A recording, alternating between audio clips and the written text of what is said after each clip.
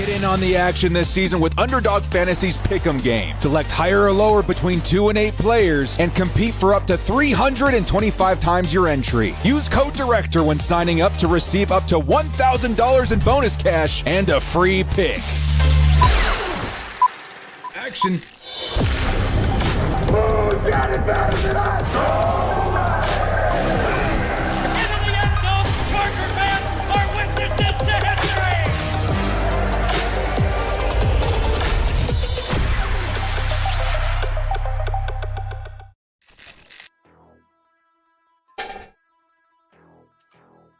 Kia ora, Bolt fam. It's the director. Sorry for the tardiness. I'm still on that Las Vegas time, if you know what I mean. What's going on, everybody? It's the director. We got some Chargers football to look forward to today, man. Hey, this is the first show back after our bye week here on the channel. Not the Chargers bye week, but my bye week. Me and Mrs. Director, we take our yearly trip to go see the Chargers, and man, did we pick a good game, dude. I feel like most times we pick a new game. The one game where I was like, I don't know if we're gonna win this one, but we have to go, was the Har Bowl last year versus the Ravens. Every other game besides that, though, I think we've won, and have been very, very good games, which is, yeah, we're lucky. We're lucky. That last week's game, dude, I would say even beyond the win, which was awesome, by the way. That game, like, you wanted the Oronde Gadsden show. You wanted the Trey Harris first career touchdown. You wanted Justin Herbert. You wanted Kamani Vidal. You wanted that punishing defense.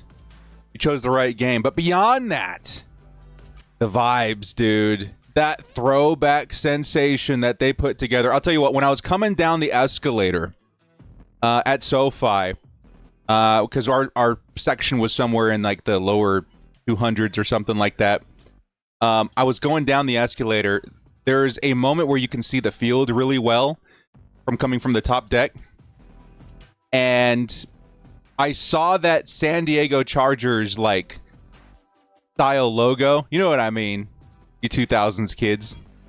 And I got thrown back so hard, dude. I got emotional. I was like, oh my goodness. And then the way that they did the scoreboard, the way that they, the aesthetics of the throwbacks, it was incredible. Absolutely incredible. Very, very fun.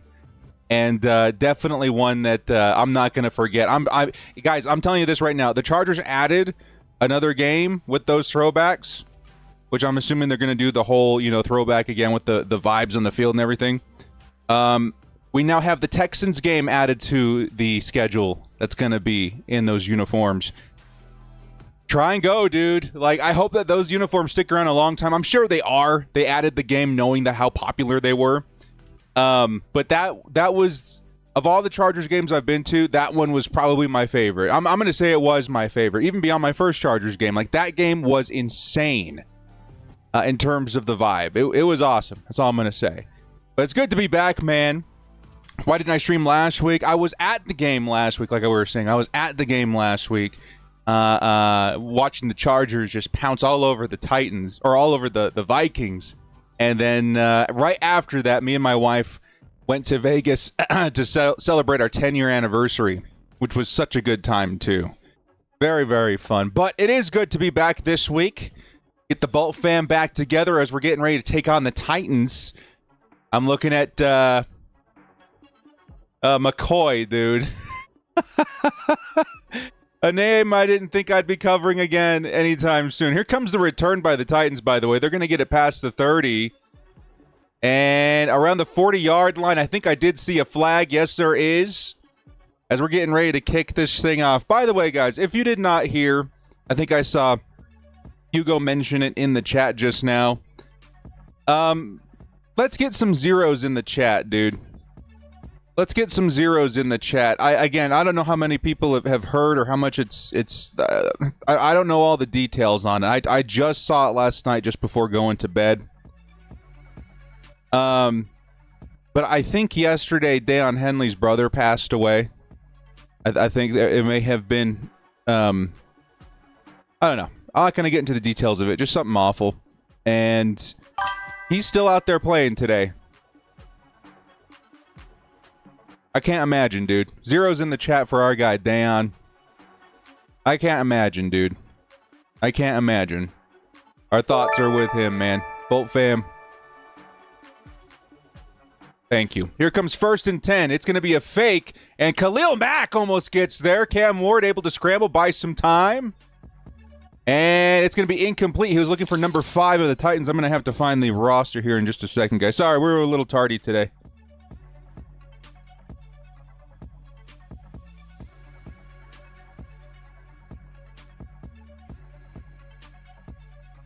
Thought I got the down and distance in there for you guys last week. Did I not? Interesting. Maybe you didn't save. 2nd and 10. Titans narrowly avoiding a sack. Here comes Tony Pollard. Man, he had a huge hole up the middle. He's going to pick up the first down and a little extra. It'll be first down now at the 22-yard line. 22-yard line. Kyoto, let's get some of these super chats in here, man. You guys, it's been a minute, right? Drufus, 50 months. 50 months? Dang, dude. Director and Bolt fan, I want to see a complete team win against the helpless Titans. Yep. Looks like you had a blast. Throwback game, Director. Oh, it was so much fun. So much fun. 1st and 10. Cam Ward's going to take off. No, it was a handoff. Very sneaky one. Sorry, I looked up a little too late. It's another big gain by Tony Pollard, who, by the way, I don't know if you guys have been hearing any rumors of this, but he's one of those names that the Chargers have been linked to recently. In terms of trade, we'll see what happens there. I saw the GMs yucking it up this morning.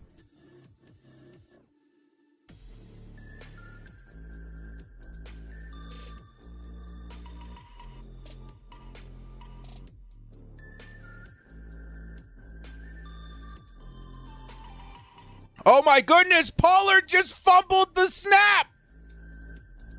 Or fumbled the pitch. But the Titans were able to jump back on it. Ooh, lucky, lucky, dude. That was extremely close.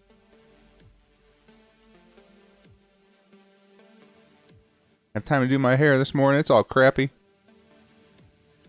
Action Dan, welcome to the crew. And he just gifted 10 memberships on top of that. Action Dan! Back at it again with the 10 gifted subs. Dudes! Welcome all new members. Here comes the deep shot by Cam Ward. It's incomplete. Hopefully there's no PI there. I think we may have gotten a little lucky. Didn't see Cam Ward turn his head. 3rd and 13. After that incompletion. Action Dan, thank you guys so much, dude. We got new members flooding in. Martin Trammell, Lighthouse Keeper, Eric James, Tokes, Anomalous, Nick, Ava, welcome to the crew. Give your local Action Dan a stiff high five, a pat on the back, a thank you, good sir. Thank you so much, Action Dan. Here comes the next pass. It's going to be underneath. It's a screen set up for the tight end. And it's going to be well short of the first down. Chargers are going to get their first stop of the game. And it is 4th and 9 around midfield. Here comes the punting unit of Tennessee. Big shout out to Action Dan, man. He's known around these parts as Action Dan, the gifted crew man. My two. With the $2 holla says, funny you went to last game and Giants game charge. Let's go! Thank you so much for the $2 holla, my man. And here comes the fair catch by Darius Davis. Good to see him back. That's one of the things that's been flying under the radar lately, man. The special teams and the return unit needing some help without Darius Davis. Now he's back. Yes, sir. By the way, shout out to our mods. We got Hugo, the doorman boss. We got Miguel in the chat. And Tara, if you're in here, I got to meet Tara in person at the game last week as well, which was super, super awesome. Her and her husband. We got to yuck it up for a little bit there in the Die Hard Boat Club canopy. It was awesome. Good to finally meet the names, or I should say the faces behind the names, Tara, and a lot of you guys that came up and said, hey, funny enough, without even asking, maybe I did ask, I don't remember if I did, but everybody came up and introduced themselves by their usernames, and that helped me out a lot, because I was like, oh, hey, what's going on? We saw Theory, we saw a bunch of people out there, man. It was a lot of fun. A lot of fun. We got one coming in from Steve Simmons, 56 months. Missed you last week. Glad you had fun. Congrats on the 10 years. Thank you so much, Steve. Me and my wife, very, very lucky. Not just to reach a 10-year milestone, by the way, which is absolutely insane, but to reflect on all of our accomplishments over that time. And it's crazy how much life changes in a decade. We had time to sit and think about where we were back then and where we are now, and thanks in large due part to you guys and giving me this gig, and to what she's accomplished in the time too. She's had a couple of businesses now, food truck, and now she's into reselling and stuff too. It's been crazy. It's been awesome. Yeah, thank you so much, man. And big shout out. I'm not sure if she's watching right now, but big shout out to Mrs. Director. That was a freaking awesome trip. It's probably the best vacation I've ever taken. It was really, really fun. And Miguel, by the way, yes, and Miguel as well. We saw Miguel the year before too, which is crazy. Now we got to get Hugo, man. We got to get Hugo. Is that her husband in the picture of you guys? I think so, yeah. I'm pretty sure. If I'm misquoting, I'm sorry. There was a lot happening at that time while we were meeting a whole lot of people. It was a revolving door of taking pictures and shaking hands and getting to talk to as many Bolt fam as possible. Miguel, you couldn't find me? Oh, man. But we will be at the Die Hard Bolt Club tent, I think, every year from now on to kind of help the people out. Eric James says, thanks for the action, Dan. Hey, thank you so much, man. Justin Herbert's first pass is going to go to Quentin Johnston. By the way, it's going to be a 1st and 10. Chargers now on the move.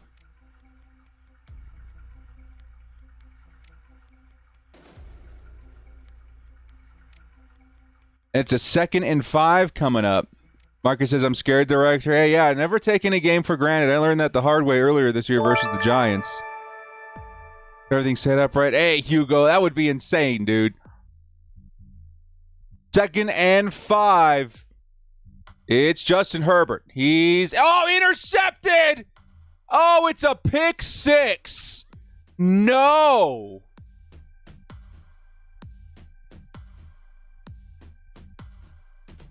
Looking for Keenan Allen. Cody Barton jumped the route and takes it all the way back to the house. Of course, it was only about 15 yards or so. Holy cow. I'm going to see another look at this. Linebacker read his eyes beautifully. You know what? Funny enough, that's something that you see Patrick Mahomes do so well, is stare down a receiver and wind up that arm. And that causes things like what we just saw to happen, where the linebacker says, hey, I'm going to pick that route. I'm going to jump. I'm going to move. And instead of going to that guy, he goes to the man that's left open because of that action. And in that instance, I'm going to tell you right now, I think it was Ladd who was in the middle of the field completely uncovered because of what the linebacker had decided to do. In abandoning his coverage, man, that is a tough break for Justin Herbert, man. Got to make better decisions than that, too. Got to watch out there. Staring down Keenan Allen and then throwing to him is dangerous territory. They're hoping that he can shake that off, man, but the Chargers take a very early 0-7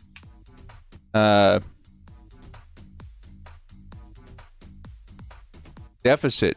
Yeah, I don't know. That sucks. Is it another trap game? I'm really hoping not. The Chargers right now, what are we, 5-3? Yeah, going 6-3.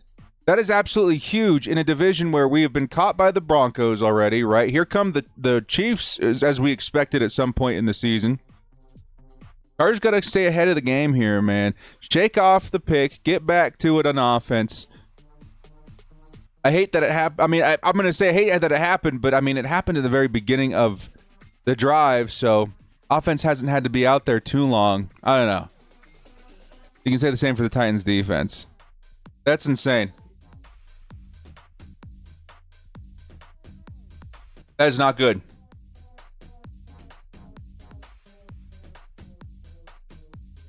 Yeah, Herbert, he threw so few interceptions last year. Chat, remind me, what was it? Was it 2?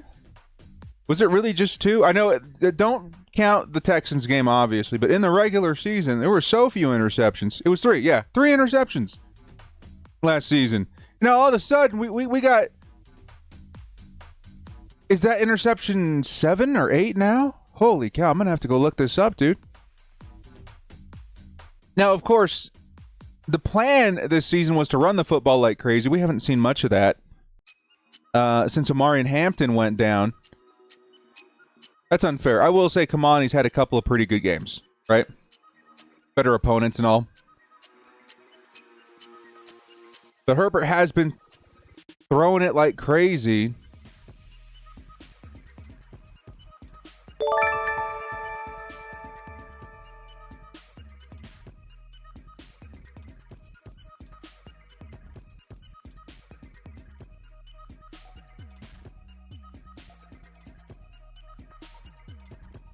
That is insane, dude.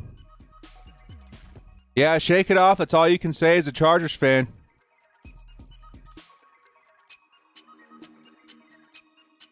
Here comes the return by the Chargers again. This time it's Darius Davis past the 20, down around the 24.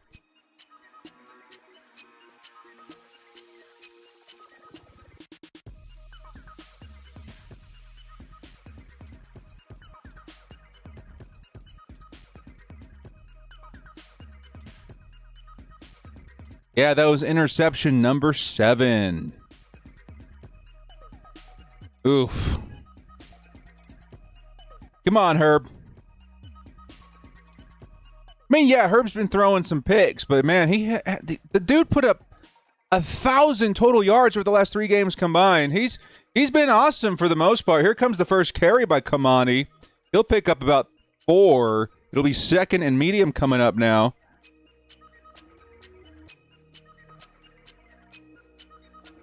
And Kamani Vidal, who, by the way, looked just absolutely crazy in person.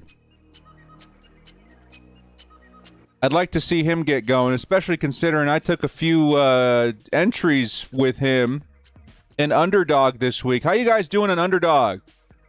Man, we've had a good couple of weeks, dude. It's been fun. 2nd and 7. It's another handoff for Vidal. This time tries to go up the middle.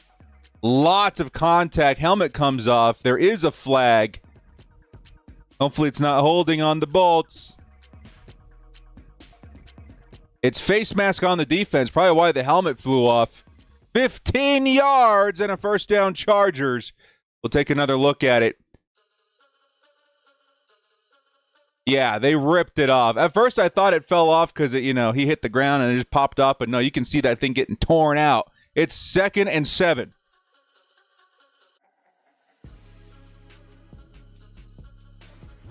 You guys know what time it is. Time to wake up Director, who's, again, still on Vegas time.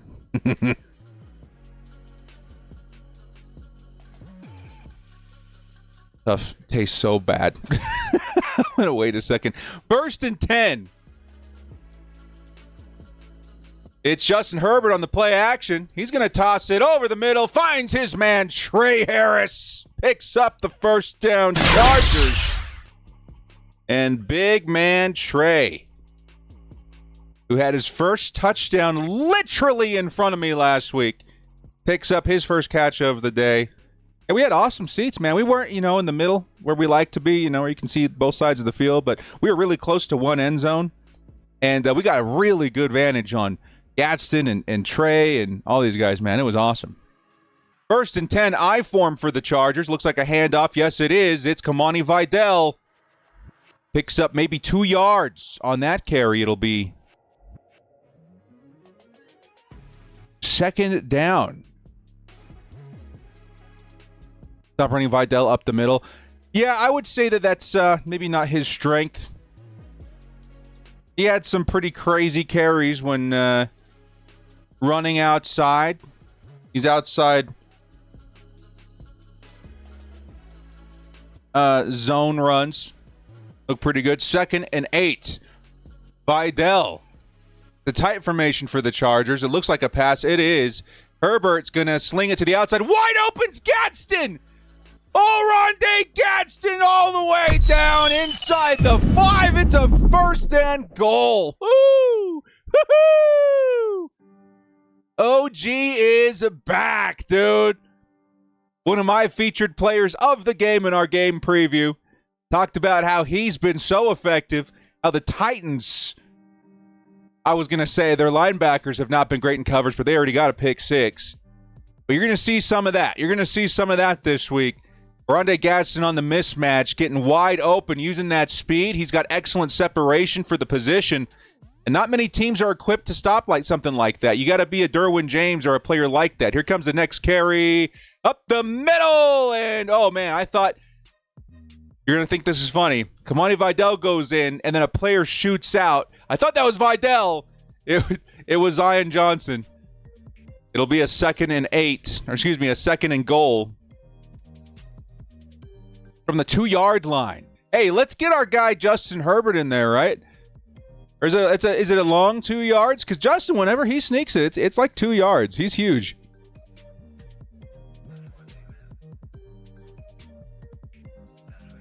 It's 2nd and goal. Play action. Herbert to the outside. It's, oh no way! Touchdown Chargers! It's Scott Matlock. The fullback. Oh my goodness. Let's go. I can't even believe it. 44's in the chat for Scott Matlock. He's looking like Kyle Juszczyk out there with the catch and the turn and the twist and the threat. Let's go. That is hilarious. The big man who converted from defensive tackle to fullback. That's his first touchdown, right? Oh, let's go.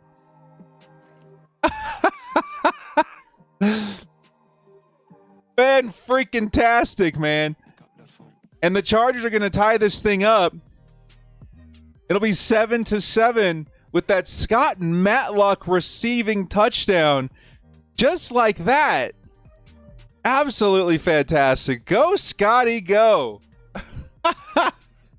Let's take a quick look while we're in this break. I'm going to let you guys take a look at some of the entries here. Now, if you guys missed out, they do let you submit entries during the game. I will say that you got to know what you're doing when you're doing that, though.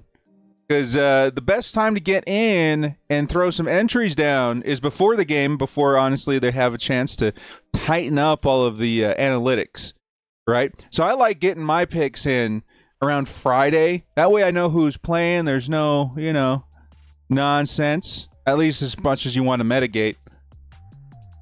And you still get some pretty good numbers to work with. So this week, I got a couple in here for the Chargers game. Oh, by the way, also, make sure to take advantage of your free picks and all these promos and stuff. I think we have a couple of boosts in here to look at as well.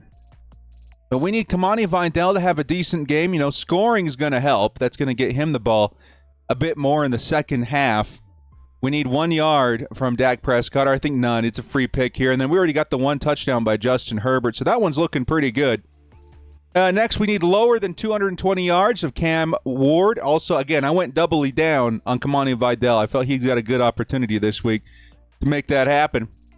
Cam Ward, I got 1 interception being thrown. Kind of looking for the defense on that one. Put a safer pick next to it on the Cameron Dicker. 2.5 extra points made. I do fully expect 3 touchdowns from the Chargers this week. And then finally, 33.5 passing attempts by Cam Ward. I think they're going to be playing catch-up at some point. At least that's in the fantasy perspective. I'm not trying to throw any bad juju on the team. Kamani Vidal again with the rush yards, and then Cameron Dicker one more time. And then if you guys want some other games later today, let's say like, I might wait until the afternoon. I do have some more on here for later in the evening. Let's see. Here we go. Here's the Tyler Shuck and Kyron Williams. I like to sometimes pair them in one game. I mean, you're probably better off just picking the best players you like from each game, but this is the way I play, and we do okay. And then later tonight, too, we got Brian Thomas and Geno Smith in that Jags and Raiders game. And wish us luck, man. Ooh, wish us luck, dude. It's gonna be a fun. We've been on a heater lately. I'm not gonna lie, man. I mean, as you guys can probably tell at the top right corner there, like we started the season off at 500 bones. we've been doing all right. We've been doing all right, and we got all these entries here that don't count against that number, which is pretty cool.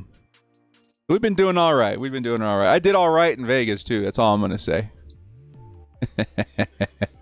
Funny enough, I was down a little bit when we were leaving, and I saw my favorite game in the airport, so I was like, I'm gonna hit that real quick. Woo! The director walked away with a fat wad at the end of that one, dude. It's saved at the end there by the airport. Here comes the next play. It's Deion Henley who makes the tackle, pushing Tony Pollard out. There is a flag on the play, but there's Deion out there, man. Yeah, I want another tutty, dude. Illegal formation on the offense, by the way. That's going to push them back. It'll be first down and a little longer this time. James says, I'm here at the game. See more Chargers fans. Yeah, I'm surprised to see that. The guys at Charger Chat took a road trip to go to this game, and they were at a bar or something, a meetup with the team fans, and holy cow, there were a lot of Chargers fans over there. That's crazy. Now, I will say, their colors look similar to ours, so maybe, but from what I saw, there's a crazy amount out there, which is pretty cool.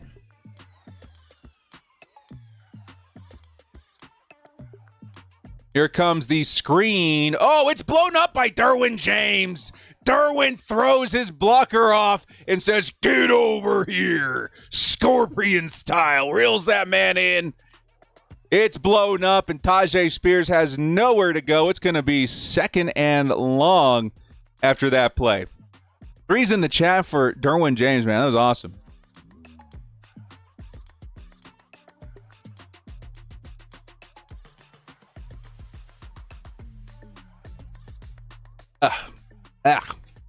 Second and 14. Cam Ward looking, fires, middle of the field, caught. First down at the 50. Ugh. That's for that, not this. Ugh.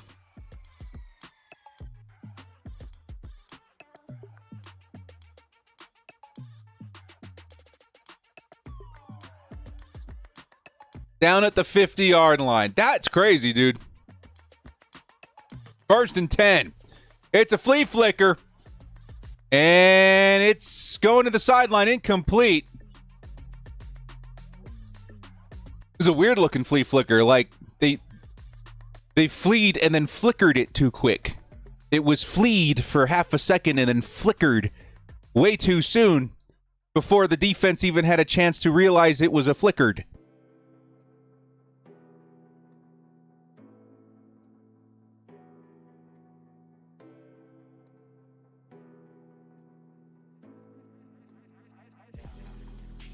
Second and 10 after that incompletion at midfield. Cam underneath. It's another screen set up for Tajay, who gets nicely wrapped up by Troy Dye. Bro, 43's in the chat for Troy Dye. He was an exceptional special teamer. Now converted to more playing time at linebacker since I think it was when Denzel Ward went down. Obviously, we didn't have Junior Colson this season either. He's really stepped up, and he has been awesome, man. Recognition for our guy, Troy Dye. Theory, $5. Hey, director, great seeing you and your wife for the second year in a row. We'll continue to support you and your channel, my brother. Hey, thank you so much, Siri. Always a pleasure. This year we didn't have any party fouls either. Always a pleasure to see you, my man. Theory. As Cam Ward looking deep, tight coverage, incomplete. It's 4th and 8. That's something that we noted in the preview this week too. The Titans wide receivers have a really tough time separating. So I expect to see more man coverage this week, and that is exactly what we saw.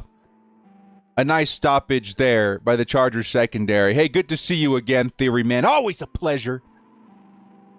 And it's fun that we got some regulars now coming to the now. Actually, that was the first meet and greet, so we can say that that's officially the first of the annual meet and greet with the Die Hard Bowl Club.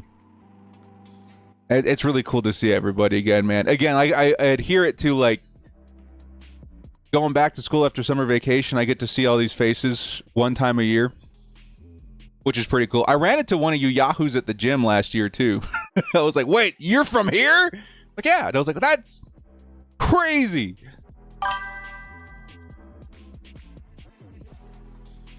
As we are going to go into commercial real quick, as the Chargers are going to start at the 12-yard line after that fair catch by Deion Henley. And, ooh, thank you so much, Hugo. We got a couple memberships coming in. One from Hugo himself saying, let's get the big dub. We cannot lose. Side note, I can relate to Henley, who lost my brother just before Halloween, but I know he's here in spirit. Hugo. What we were talking about last live stream? My condolences, dude.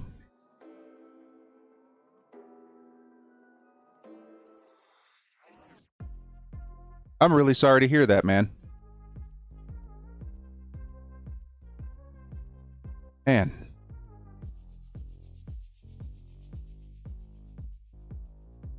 Be praying for you, dude.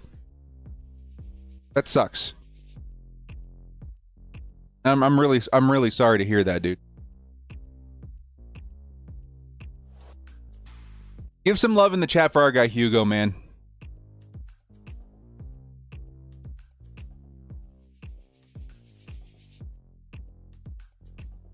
That's rough. We'll be thinking about you, dude. Me and my wife, we'll be praying for you. I'm sorry. That genuinely hurts my heart. We love you, dude. That's all I can say. Man.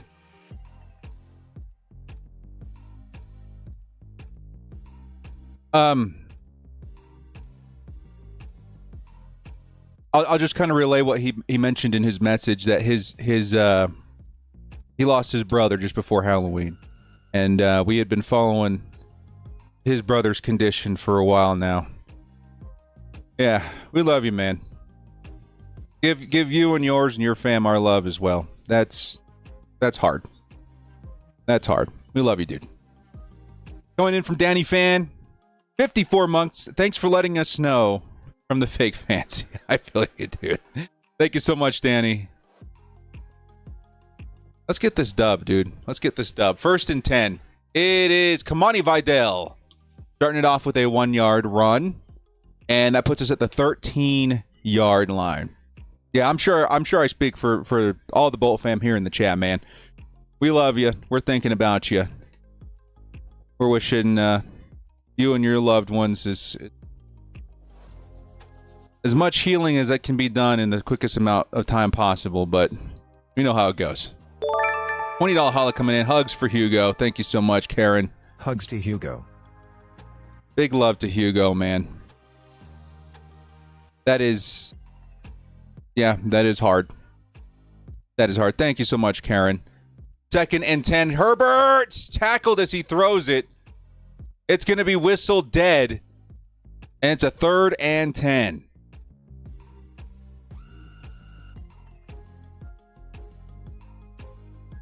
And it's a 3rd and 10. That's tough, dude. And of course, I'm sure if you missed it earlier, Deion Henley also lost his brother last night. It's tough, man. It's tough out there right now. I can't imagine. I can't imagine.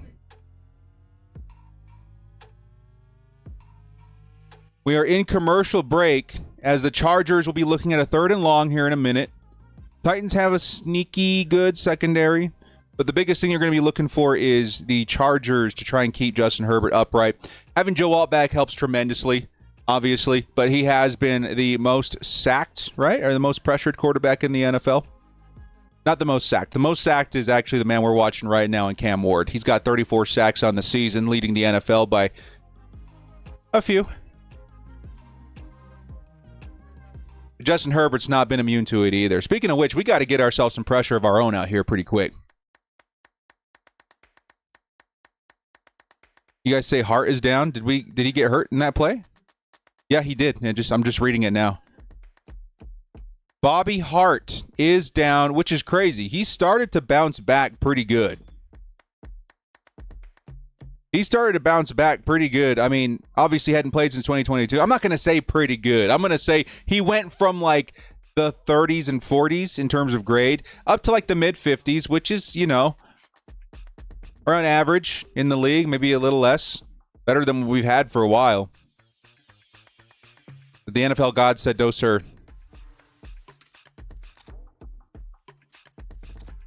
I'm going to have to look up, again, this is the one position group every single week where I'm like, who do we have? Offensive line has been so injured all season that a lot of the times we get some rando coming in that I've never seen before.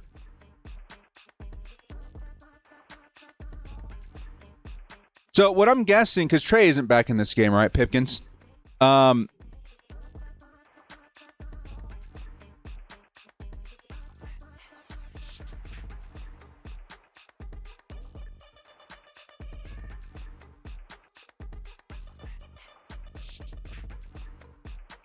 Yeah, Bobby Hart is down. We'll see who comes out at right tackle here in just a second, man, but I'm not sure who it's going to be. Is it Jamari? We'll see in just a second. I can't quite see the numbers here, so you guys got to help me out. It's going to be 3rd and 10. They're going to get out that right tackle real good, I have to imagine, the new guy. Herbert is under pressure. He's going to go down. Yep. Oh, Pipkins is back in. Okay, so Pipkins is back in at right tackle. Where was Bobby Hart playing just a second ago? Was he an emergency? Like, they're still trying to get him some rest, so they decided, okay, we'll keep him. I'm all kinds of confused. You guys got to help me.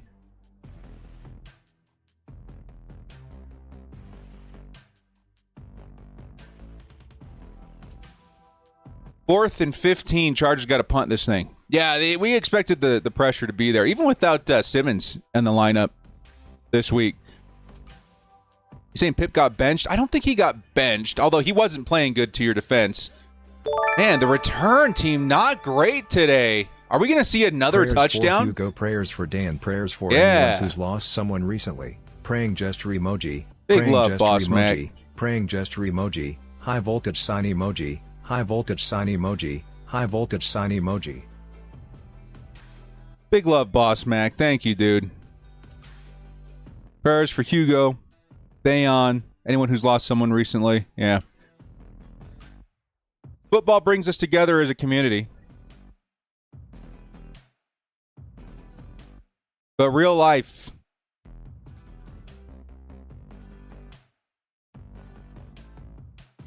is where you need to lean on your community. And I'm glad to have you guys. I'm sure Hugo is as well. I'm sure Dayon is as well. Thank you, Hugo. It means a lot. Here comes the extra point by the Titans. It's going to be a 7-14 score now, the first quarter. 2 touchdowns, none by the Titans offense so far. A special team and defensive touchdown. Chargers. We can slow down on the non-offensive touchdowns by the Titans. I think we might have a chance here, but we're going to have to clean that up real quick. Real quick.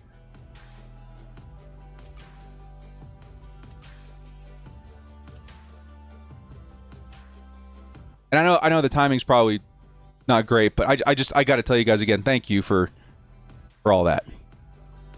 I think there are times like this where, like I said, there are moments in all of our lives, and Lord knows I've had a few in the last 5 years or so,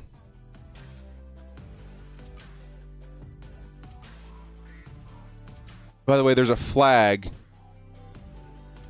I think the Chargers are going to get 15 yards against him on the kickoff. Where I think you guys don't know the effect that you have on people positively. Yes, I have trolls everywhere, every week, right? It's part of the gig. But from the small things, you know, you wake up and maybe it's not starting off the way that you'd hoped. Or something's happened. And there's a comment, or there's sometimes just a post, right? And like not even directed towards me. And it's just what I needed. You know? And then here come the big things in life where, and you need that, right? You need that. You need that so bad. And I don't know. I just don't think you guys understand the impact that you have. Even as in an online community, Chargers fans hubbed together, whether it's here or Twitter or social media or whatever. You guys are awesome. You really are. Thank you. And that's not normal, by the way. I mean, football is community. There's a lot of teams like that. But not every team is like the Chargers fans, dude. There's a vibe. There's a real vibe. You could probably define it and put it in the dictionary as Bolt fam. Pretty cool. Back to business, baby. Chargers going to get back on offense. Justin Herbert's going to have to keep this team afloat. If they keep submitting to these non-offensive touchdowns,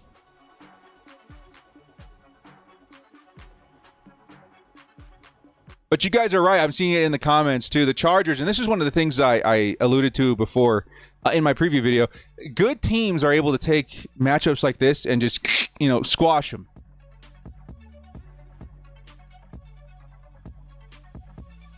We're a bit of ways away from any sort of squashing, let alone winning at this point.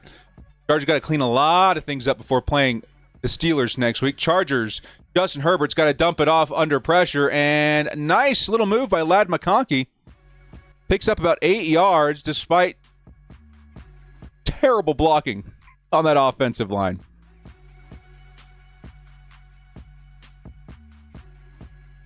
Yeah, this is probably the worst special team start I've seen in a game this year. I mean, obviously the first one got called back by penalty on the Titans, but man, he was back all the way to like the 40, and now we're looking at a special teams touchdown. They got to clean a lot of stuff up there. 2nd and 2, Chargers now at around the 45-yard line, I formation. Here comes the carry. Kamani Vidal bumps into, I think it was a defender. It's going to be negative gain or negative yards on that play. 3rd and 4.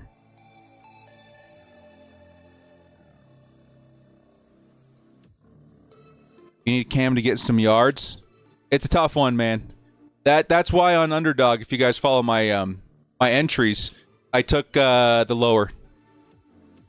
I always like to hike it in one direction or the other, right? Just a little bit. Help your odds, but if the Chargers defense is up to it. They're getting a lot of possessions. 3rd and 4, Justin Herbert. Pocket collapses quickly again. He's got to throw it. He is. And it's, Keenan Allen. He's got some space down by the 30-yard line. Dude, if that was Keenan Allen 5 years ago, it looked like that play against the Cowboys. You know what I'm talking about. He catches it in open field, makes that quick move up, and takes it all the way to the house. You guys know what I'm talking about. That's what that play looks like.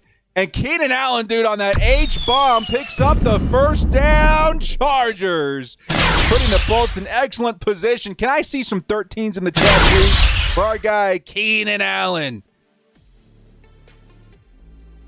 who puts us all the way down at the Titans' 28-yard line on that play. Here comes Patterson with his first carry. He'll pick up about 4 yards. It'll be 1st and 10. Let's go, dude.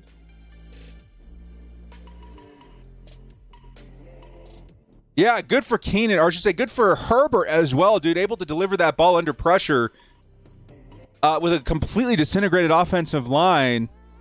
The only side that seems to be holding up is the left side. I mean, that's great, but woo.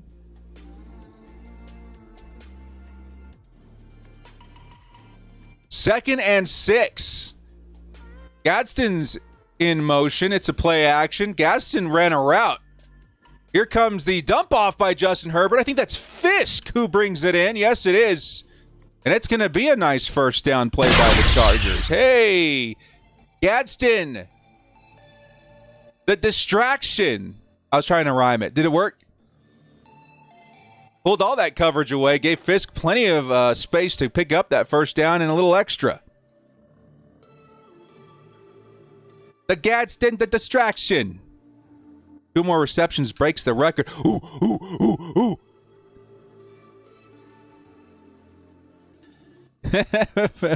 A Fisk catch, a Matlock touchdown. What kind of game is this? What kind of alternate reality Twilight Zone are we living in? Gotta get better at play. I'm not an analyst. I'm not like an announcer or whatever. I'm just a fan here hanging out with the other fans. I feel like we've gotten a little better. Right? You guys remember year 1? I was like Porky Pig up here, dude. I was so nervous. I had no idea. Like live, like calling a game. Like, what is this?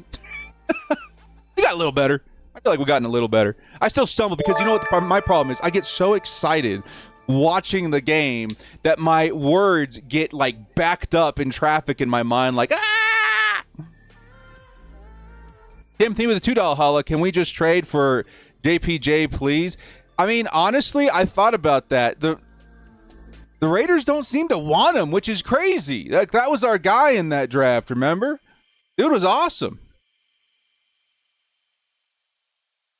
But getting a trade through with the Raiders just seems so difficult.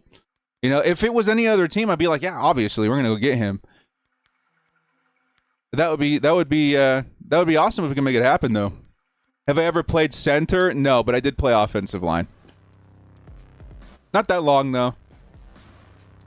I ended up getting hurt. Funny enough, I was also doing film and stuff back then. And I started filming the football games after I wasn't able to play. And a little whiles after that, which is funny, I just got that comment. I think it was our drama teacher that was in charge of the announcing. And they asked me to do a bit of that. And who knows, right? How much that circles around, man. I was the MC at the high school for a few years, and you know, plays and football games and stuff like that. It's fun. You never know, right? 1st and 10. They're flipping the field now. I remember hating that when I was at the game last week. It was like, they were just about to score. Got a good one or two, though. Here comes the next play. It's Kamani Vidal up the middle. Hey, have we ran one outside zone play? We have alt back, too. Oh, it's not Vidal, by the way. It was Patterson. Gotta run outside a little bit.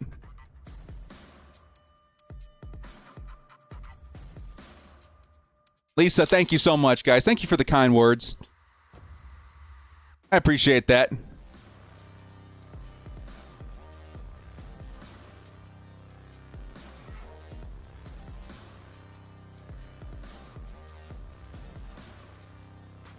Second and 8.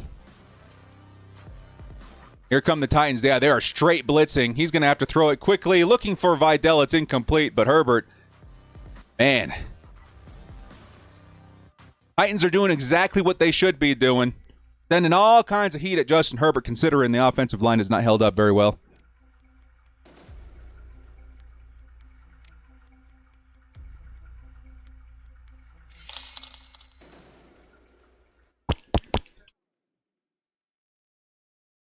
Herbert's pressured every play. Yeah, I mean, that's exactly what they should be doing. The Chargers, though, they can counter that by getting guys like Ladd McConkey, Keenan Allen open underneath. And I'm sure the Titans are adjusting for it, but, you know, Justin Herbert has a little time this time. He's winding up. He's throwing back of the end zone, looking for Quentin Johnson too high.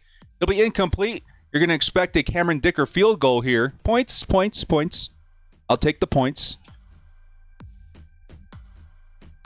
But hopefully not too many more plays or not too many drives like that stalling out.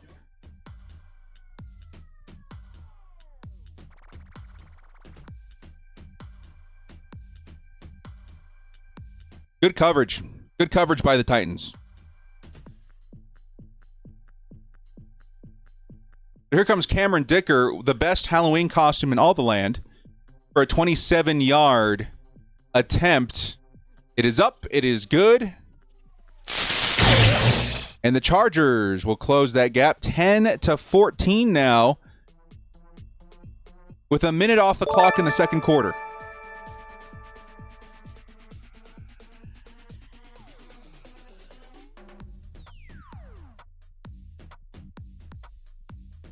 David says, your narrating makes the Chargers games better. Thank you. Thank you. You know what's funny is that since the channel took off, which whatever you want to count as taking off, right? What are we at, like 57,000 subs or something? That's great, right? But it's not no means like Mr. Beast or anything. Okay, let's take it down a bit. It's not Tom Grossi, right? But I've had a lot of people ask, right? And I'm always open to talking. I talked to Michael McLean a lot about this stuff, which he's doing good, by the way. Anybody who's asking.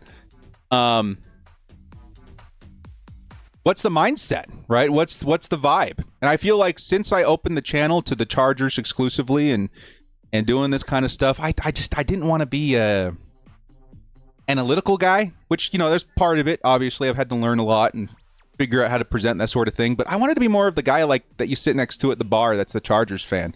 You know, the annoying Chargers fan even. You know, just like, he's here every week. He's always screaming at the TV. And I hope to kind of stay close to that the whole time here on YouTube because it's fun. I think the most important thing you can do when you find a gig like this that you enjoy, protect your joy of it. You know what I mean? Every day you wake up for work, it's not work, it's fun.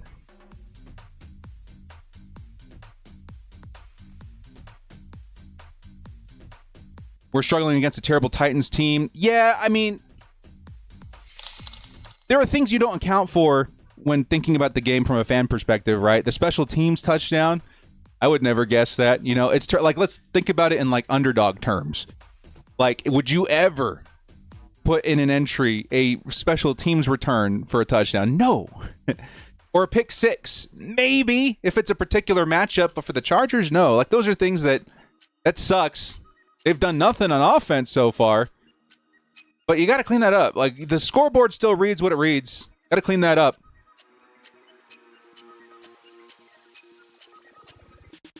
But I still think the Chargers have a good shot at it. I mean, obviously, we're not going to stop cheering until the clock strikes 0. And I wish it was a different score right now. But down 4 in the second quarter, I'm not panicking yet.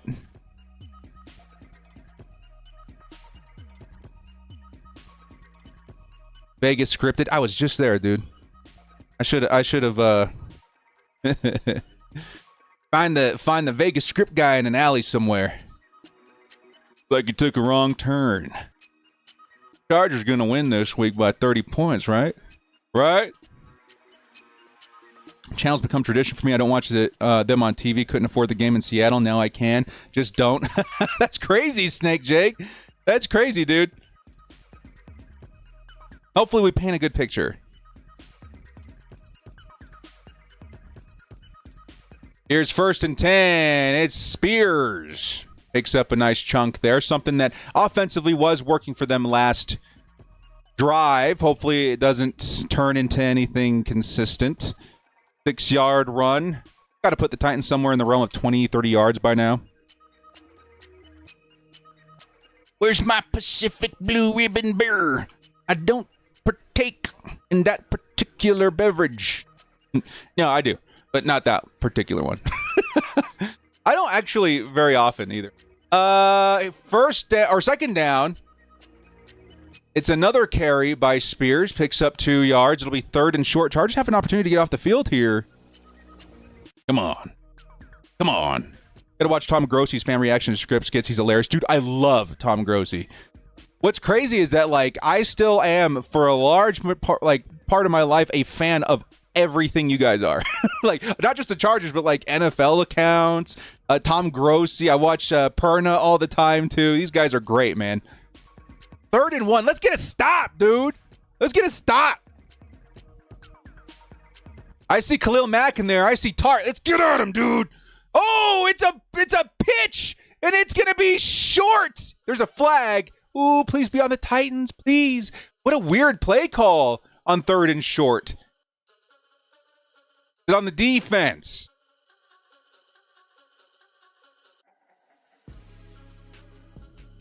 Holding by the offense. We are going to accept the penalty.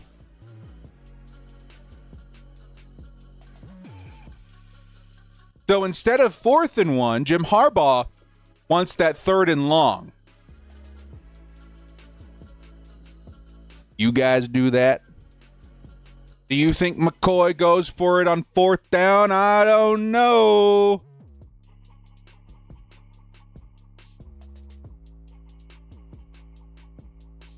I brought this down here to eat so I wasn't malnourished during the stream, and now it's so grubby from me playing with it, I'm going to have to wash it. 3rd and 11. They jumped. Okay. Ball start. They're going back even further. Now I'm feeling better about that penalty. 3rd and 16. Just like that.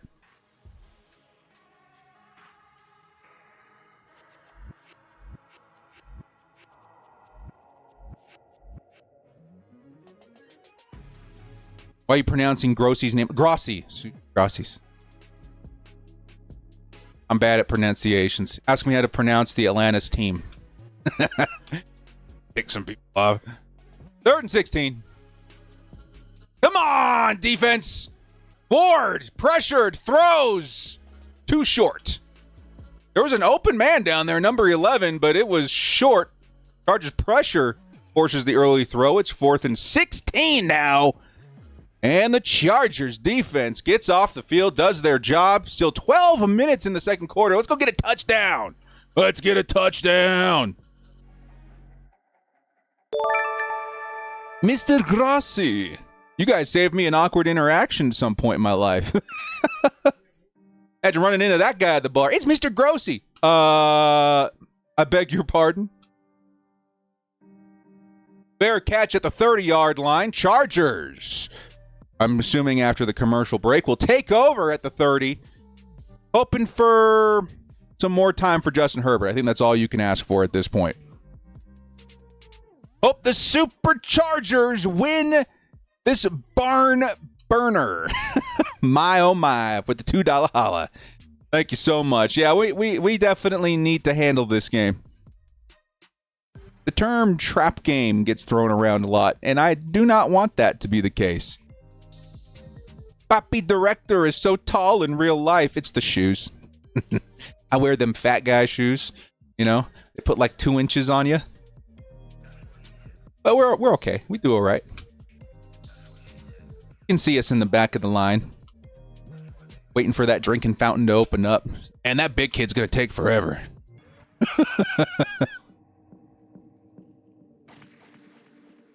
But that is the #1 comment I get. Director, you're a lot bigger in person. Now, it's only offensive if you guys look at my stomach when you say that. Look up here. Please. Please. I don't need that kind of confidence.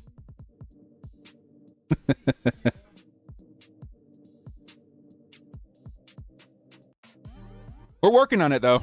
Hey, dude, all I got to say is that we're down... we were down just about 40 pounds. I took a week off of the diet in Vegas. We ate good. That's all I'm going to say. Only gained 2 pounds, though. And we back on it. We back on it. I got some more work to do, but we back on it. You think Texans should upset the Broncos? What are they at? They're up 3 right now. Texans have been weird, dude. They feel like that team that could beat any team, but also you're not going to be shocked when they end like 5-11. Excuse me, 5-12 now.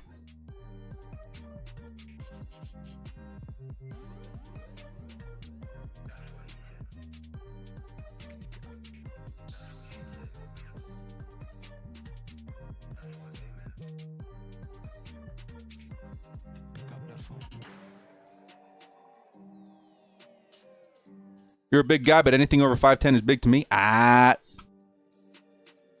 around 6'1" without the shoes. I was probably like 6'3" with those shoes on, dude. I bought them, what are they called?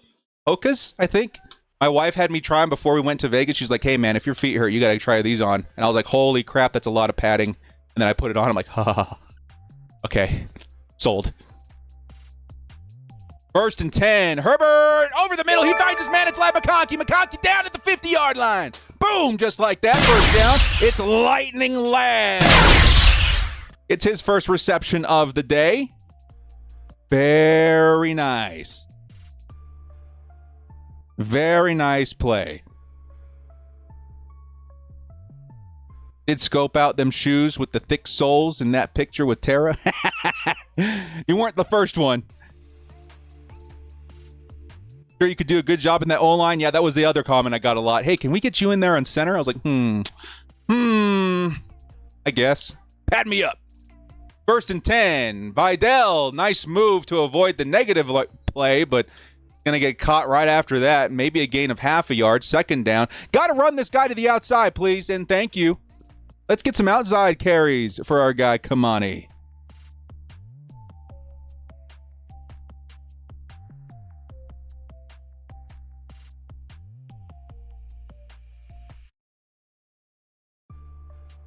I got to do better than Bozeman. Okay, there's the bar. Okay, give me a year to train. 2nd and 9.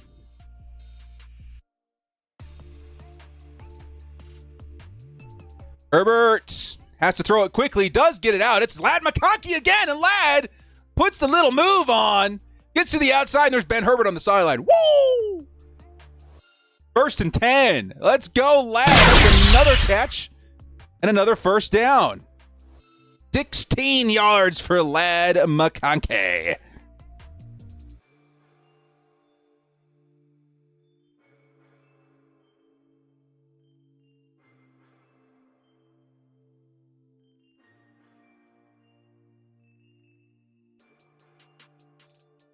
Uniforms muy bonito. Yeah, we got the powder blue pants. Here comes a Quentin Johnston catch and run. It's going to be a pickup about 5 or 6 yards. Yes, more of that. More of QJ underneath. He is great after the catch. Titans are going to be blitzing all game long. Let's do that. Here the Raiders are shopping JPJ. Yeah, I heard. I think we were talking about that earlier too, and that's something. If we can make it happen, dude, I mean, that would be awesome, but it's so tough to get any sort of trades done inside the division. Maybe we can trick them. Let's call the Browns. Hey, can you trade for JPJ and then trade him to us, and we'll give you a nice little kickback? Here's a carry for Kamani Vidal that goes for some nice yards there. It'll be about 6 or so yards and a 1st down for Kamani.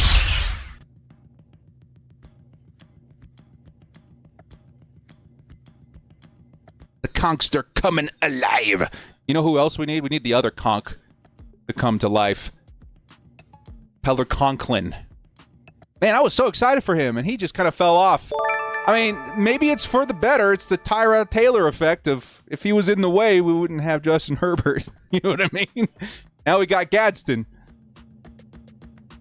1st and 10. Justin Herbert. Got to get rid of it. He does. Down the sideline. Quentin Johnston for a Chargers! Touchdown! QJ! Let's go, Q! Chargers take the lead, and what a beautiful throw by Justin Herbert. Let's take a look at the route here. It's Quentin Johnston. He'll be on the perimeter. Hits this quick corner to the back of the end zone and beautifully floated by Justin Herbert to get over the hands of the defender. QJ, no problems reeling that in. Chargers up 17-14. What a catch by QJ, man. Let's get some ones in the chat. Q. Mr. Carr with $2 holla. Need a K13 touchdown for fantasy. Hey, let's see some more targets, right? I got him in fantasy a couple ways, too. Let's go.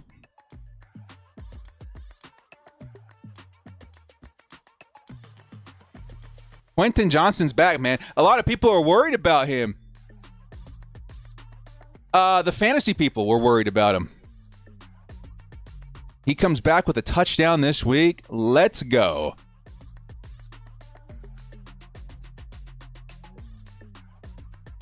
Fantasy is so fun. And man, dude, I think that I hit all like the big NFL fan hobbies around the same time. Because again, I didn't know much about football going into, I'll say, junior high. Obviously, you know, football's big. But my family they didn't watch no sports. I mean, they did, but it was like, I think on my dad's side it was rugby, and my mom's side it was some soccer, football. So I had to kind of get into football myself. And around that time too, I think it was just a couple of years after that, maybe around like getting into high school, fantasy football, dude. There was no turning back after that, man. Fantasy football, that was it. As soon as I knew like the first or maybe the 3 most popular players from every team, and I was in my first NFL fantasy football draft or whatever, that was it. I was a fan for life.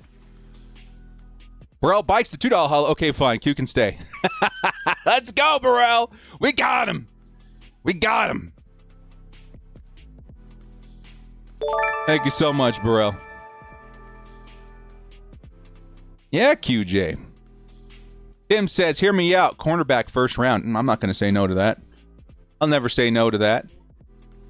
That's what I love about football, dude. Like, outside of, like, I'll say June, maybe parts of May. But I love May because it's my birthday and there's fun stuff happening. Usually vacation stuff, right? Football's fun all year round because it's like, even though there's only one day of relevant football after the Super Bowl, and that I'm referencing is the draft, what most people would say, right? I still love the combine. I love all the lead up to the draft. I love the 100 mock drafts that we do beforehand leading up to it, man. NFL football is the way. All year long. I got to get into another sport too, though, before I go completely crazy in those off months, though. Because, you know, I get seasonal depression without my football. The draft pacifies, but it does not heal all. Here's a flag.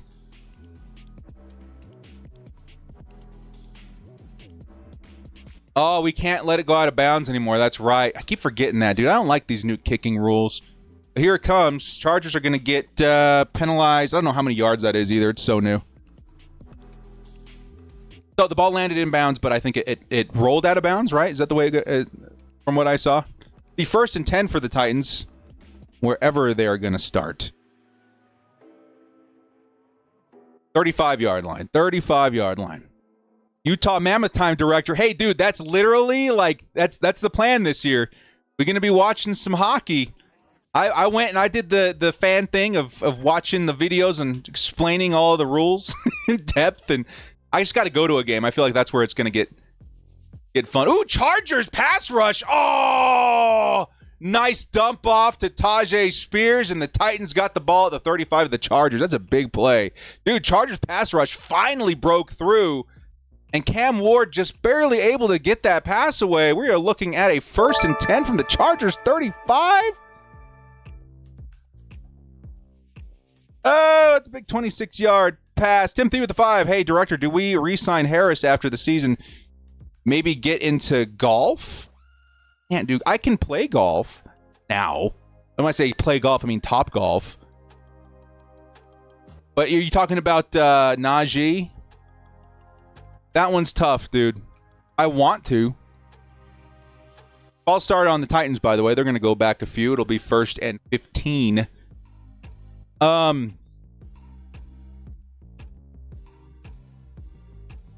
I just think it's rotten luck what happened, right? I feel like he's been one of the healthiest players at his position for years. Same thing with Amarian, by the way. Is that a coincidence? Or is it the turf? Did we start a petition? Did we get out there with picket fences? Short answer is no, though. I don't think the Chargers would. I think they would probably run with another late mid-round draftee, which is always a good idea. It really is at that position, unfortunately, for Najee. But I wouldn't put it past them if they can get a cheap contract in there. Let's say they do miss on the draft and they wait until afterwards and, you know, they still want that 1-2 punch. I kind of hope he comes back because he's such a great 1-2 punch with Amarian, but it's kind of stacked against him. 2nd and 13. Yeah, bots bug off, dude. We get it. 2nd and 13. Cam Ward. It's another screen, this time for Pollard, who breaks the first tackle. And it's going to be short of the line of gain. There's another flag on the Titans. Holy cow, dude. Are we watching the Titans or the Chargers offense? Another flag pushing them back.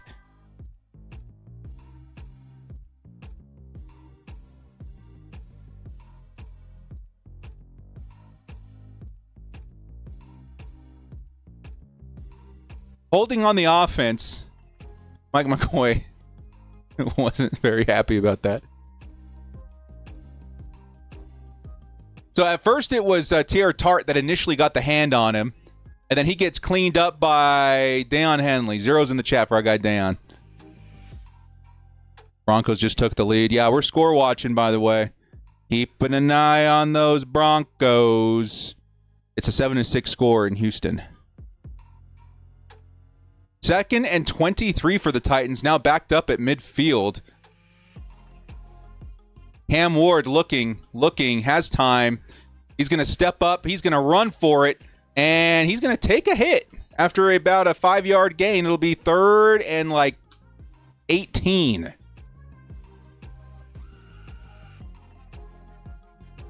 Rico Dowdle got banged up. Hugo, are we upset because he's on the fantasy team?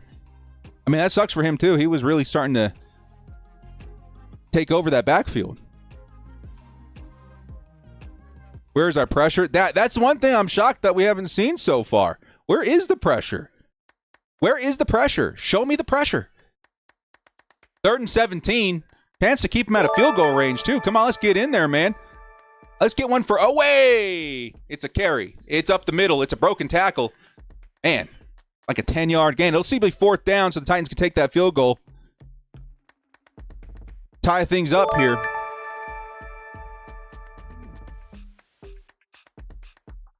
Did I tell you guys that Cam Ward's been sacked 34 times leading up to this game? Most in the NFL. Where's ours? Gave up 6 sacks to the Broncos and the Raiders. A piece. Where's ours? Where's ours? 4th and 7. Kick is up. It looks good. It is good. We have a tied ball game with 5 minutes left in the second quarter. Chargers. Hopefully take the lead here before the second half, because that not the score I predicted. I think I predicted something like 28-13. Special teams, defense. Steve Simmons, $2 holla. Totally agree. Fantasy football rocks. Yeah, dude, it's so much fun. Don't go crazy out there, man. Like, I was just talking about playing in Vegas and stuff too, but like, dude, I am such a rule-oriented person. That's my wife. It drives her insane. Like, I'm the guy who puts the itinerary together, and I have all like a budget and all this kind of stuff. Anyway, even going to Vegas or whatever, have a budget. We know what we're doing. We don't let emotions get in the way. And you play to play. You don't play to win. You play to play. Same thing with fantasy. I'm going to say that about fantasy football. I'm going to say that about underdog and all that kind of stuff. You play to have fun. You're going beyond that, trying to win that new Ferrari you've always dreamed of. You're doing it wrong and you're going to lose. Play responsibly. Timothy with the $5 holla. Also, do you think we get a chance to sign Tyler, center from Baltimore, if they don't give him an extension?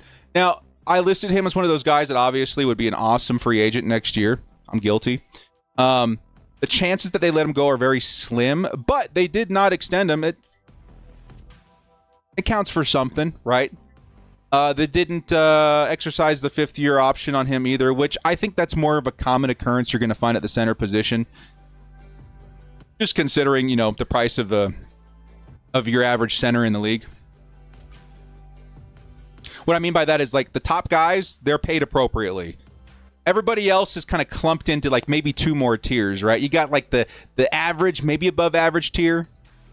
You got the below average tier. And then you got the Bradley Bozeman tier, right? maybe the fifth-year option payout is a little skewed. Maybe that's why they didn't do it. So I'm going to say it's like a 5% chance that we can even see him hit the market. But if he does, I'm sure the Chargers wouldn't mind making him the highest paid center in football, much like we did with Corey Linsley. We need another one of those. I'll say that was a shocker, too. The Packers giving up Corey Linsley. Yes, never say never. Of course, he was banged up and stuff.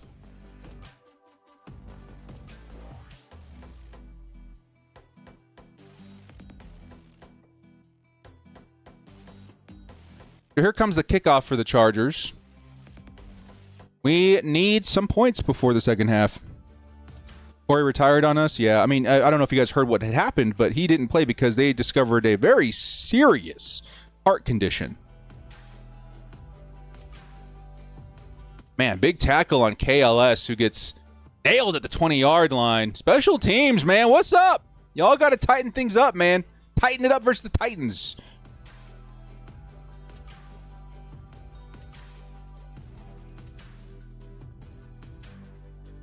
Yeah, the heart problems. Yeah. And luckily they discovered that, right? Like that can go unnoticed for I'm sure a lot of people. It just kind of springs up on him. So luckily he's okay. He was in football. He had, medical screenings ever so often, and they were able to catch it. And I'm very happy for Corey.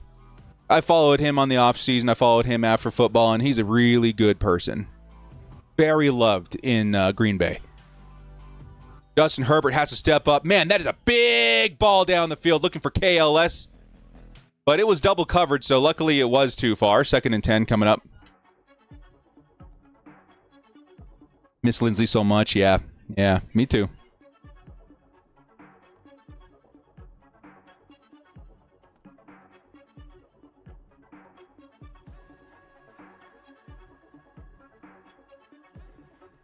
Yeah, if you guys didn't catch that play, it was overthrown, but there's no way KLS was going to catch that. Luckily, it was overthrown. Now, the only thing that may have gone wrong there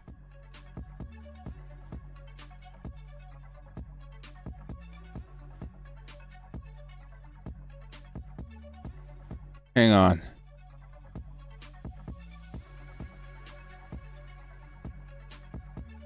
Joe Alt is down.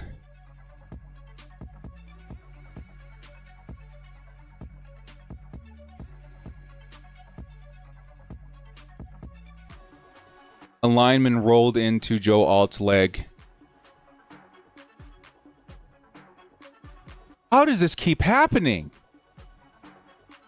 That's not injury prone. That is horrible luck. Alt's looked good. He's looked healthy. He had the mini bye. And then here comes this random player chucking his entire body weight into the 1 foot space that is his calf and his ankle.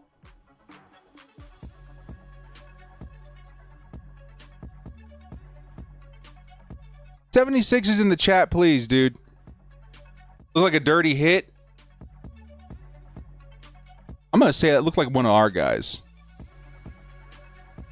For what it's worth, it looked like one of our guys. I don't know. Maybe it was one of their guys. I didn't see. You say it was intentional, so maybe it was one of their. I don't know, dude. 76 is in the chat for our guy, Joe Alt.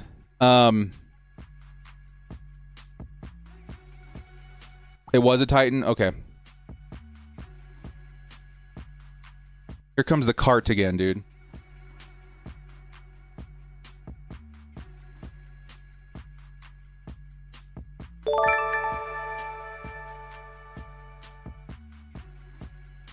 Joe Alt, dude, despite the injury earlier, was on track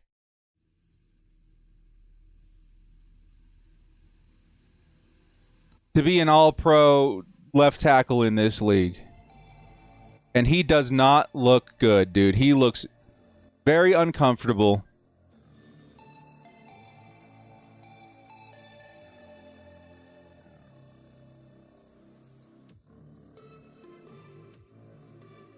We're going to need to use all our picks on the O-line, man. Who's there at left tackle now? It's Jamari Sawyer. Goodness. 2nd and 10. Herbert, he's sacked instantly.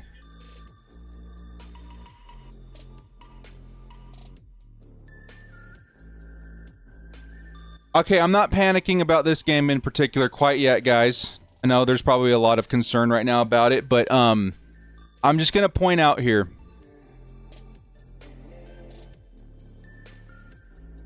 A little deja vu. Came into the game confident enough, right? It's a 1-7 Titans team. Similar to that Giants game.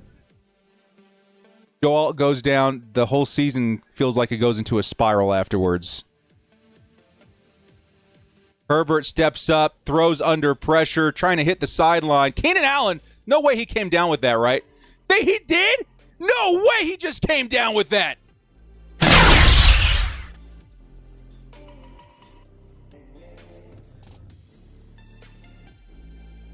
I think he's out, dude.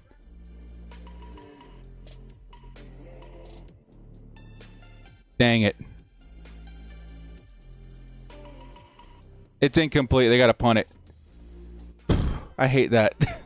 This is also the moment where the Chargers aren't just going to, like, struggle, but they're going to make you think that we did it against all odds, and then turns out, just kidding.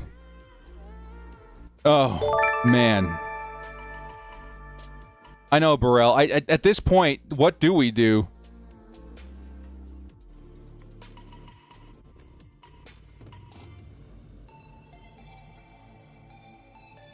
Good effort by Keenan Allen.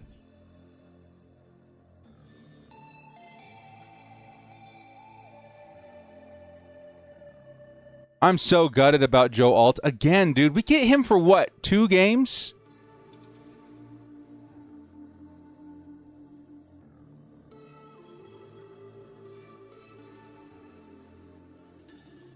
You guys get that feeling right now?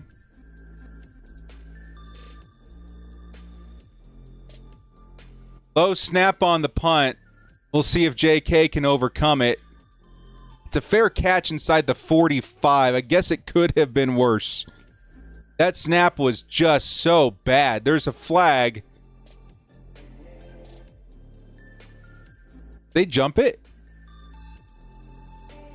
I mean, it's 3rd and 19.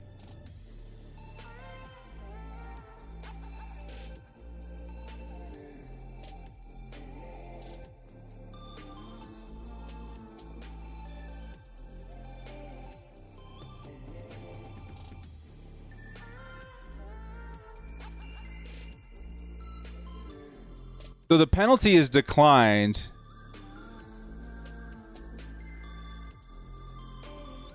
Titans have just under 4 minutes in decent field position to gain the lead here. Now they got to make a trade. Yeah, you know, here's the deal, dude. And I have been preaching this for a while now. There are offensive linemen out there, even in free agency, that you have got to just get in the building and work it out and see what's going on, because obviously we don't have the depth that we thought we did. You know, at the very minimum, the depth needs work, and there's free agents out there that I like a lot. Those ex-Eagles, Nick Gates and Jack Driscoll, both those guys, excellent last season. Apparently, the whole NFL world thinks they're going to turn out like Mekhi Becton, which is fair. I mean, coming from that team. But how much worse could it get? You know what I mean?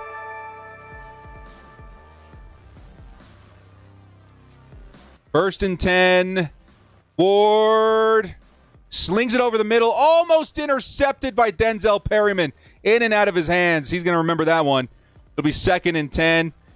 Ooh. Almost picked. Almost picked.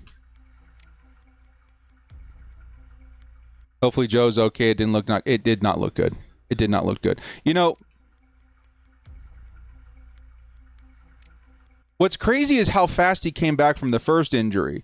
That was actually kind of a freak of nature thing, guys. I'm not even going to lie. Like, that was not easy to do. And then for this to happen, come on, man. Universe, please give this guy a break. Here comes the next run up the middle. Nice carry by Pollard, who shakes off the first tackle. It'll be 3rd and long, or I should say 3rd and short now for the Titans. Ankle injury for Joe Alt, who's questionable. I'm all but positive he's not going to return this game.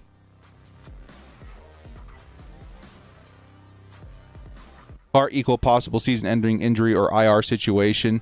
It can. But I don't know. Here's Ward. Gets sacked finally. It's Deion Henley, dude.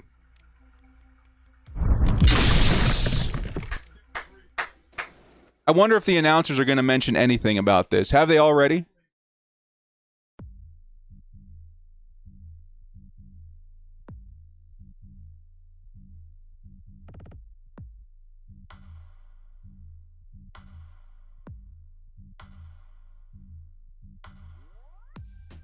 I think Henley may have made a gesture in honor of his brother there. They did mention it. Good. Good. Davis didn't call for the fair catch. Risky business. But it's going to be a first down for the Chargers. I would say shockingly decent field position. Was that around the 20-something? 2 and 23 seconds left on the clock. Justin Herbert needs to play hero ball here.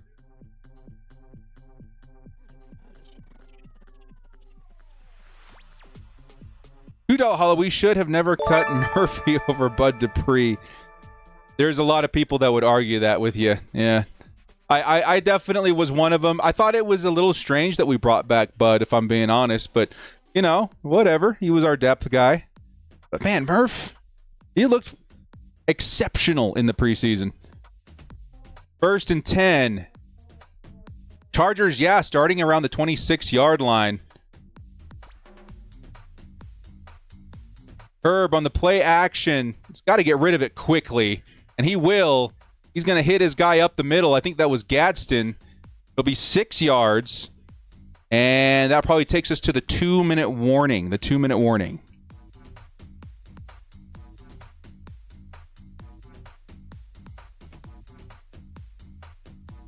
Oh, they're going to get another snap off. Herbert, he's going to reel it in. He's going to run. Herbert's running down the sideline. Herbert all the way into field goal range. No way! Justin Herbert just did that. 30 yards. Woo! Turbo Herbo loose again. Oh my goodness. Let's freaking go. 10's in the chat for Turbo Herbo, who instantly puts us in Dicker field goal range to take the lead. We needed that, man. We need any kind of momentum.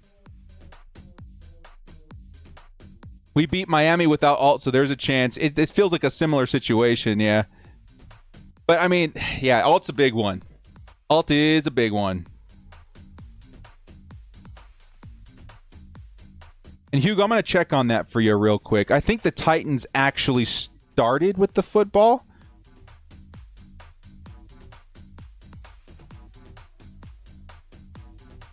Did they? Yeah, I think we get ball at half. Yes, we do. We get ball at half. I forgot too, dude. I stepped into the twilight zone. Yeah, they got ball to start. We get ball at half. Which, that would, again, make this especially important. Oh, we are looking good, man, in underdog. Unfortunately, we need a lot more from Kamani in the second half, so they're going to have to take the lead and run him to the outside, for the love of God.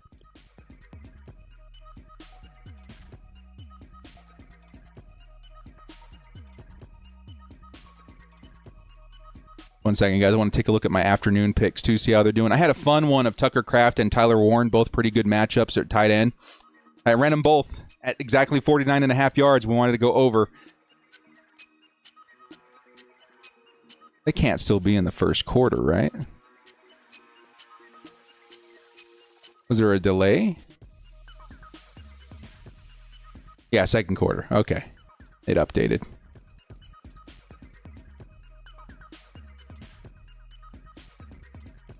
We're doing okay. We got 2 that might hit. Other ones need help.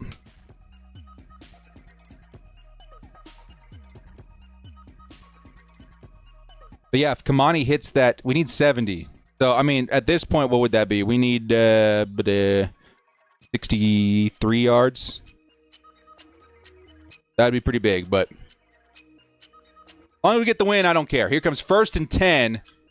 Hey, the Titans jumped, dude. He's not going to get called for it, and now he's going to get sacked. Come on, man. That was offsides. Not called. It's going to be 2nd and 15. And I called it all the way from over here. Hampton not coming back soon, right? Last we saw, he was still in a boot, which sucks. I was so excited to see him at the Vikings game. And anyway, that is probably the man we need the most back right now outside of Alt. Because that is the one Band-Aid over the bullet wound that you can actually use to overcome a bad offensive line as an exceptional running back. Herbert, little time this time. Hits Ladd McConkey, who's going to pick up a solid 10 or so. It's going to be 3rd and short coming up, or say 3rd and medium. 3rd and medium. There's under a minute to play now. Chargers likely going to run this down a little bit, not give the Titans too much time. But at the same time, what if you pick up a 1st and you're looking for a tutty? We got all timeouts. Let's see. 3rd and 5. Chargers are in field goal range. Ladd's already got 4 for 56. Can he add to that in a 1st down here? Gadsden lined up at the top. Herbert looking his way. He's got to run out of the pocket. Fires downfield. Incomplete. Probably for the best. Not a lot of time for anything to develop. It's 4th and 5. Chargers still can take the lead here with a Cameron Dicker field goal.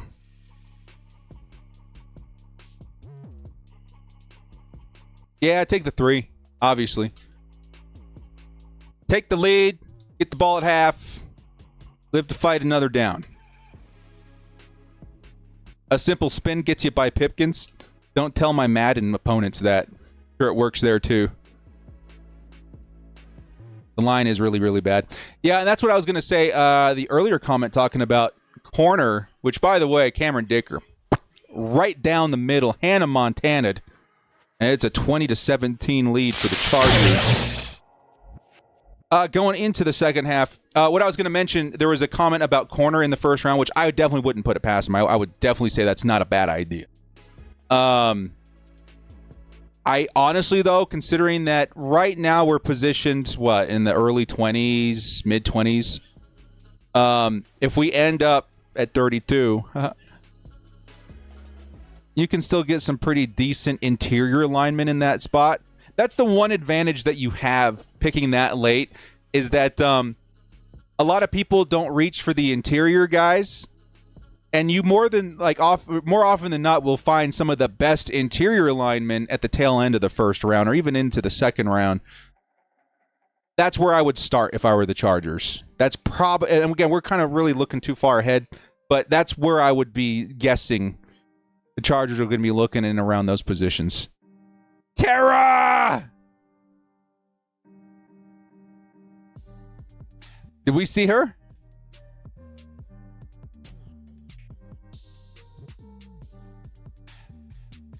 Dicker's costumes? Yes, I saw. Dude, it was so funny. I showed my wife on the way back from the grocery store yesterday.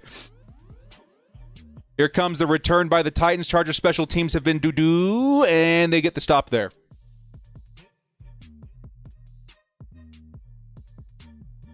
On the lunch break, Tara.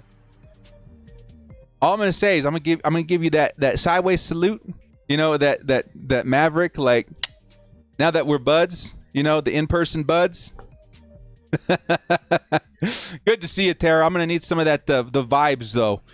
Chargers up only 3 points on the Titans. We lost Joe Alt. I'm hoping I'm not bringing you all this bad news on your lunch break and sending you back into the workforce, carrying that on your shoulders. But good to see you. Cam over the middle. Is that intercepted? Woo, woo. Almost. Dude, Mickens almost got his 2nd pick. Yeah, it hit the turf. Woo, so close. So close.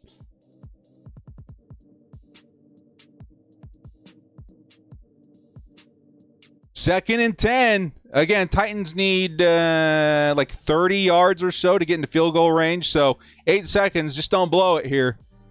Don't blow it here. Ooh, nice move by Tooley. He gets in there.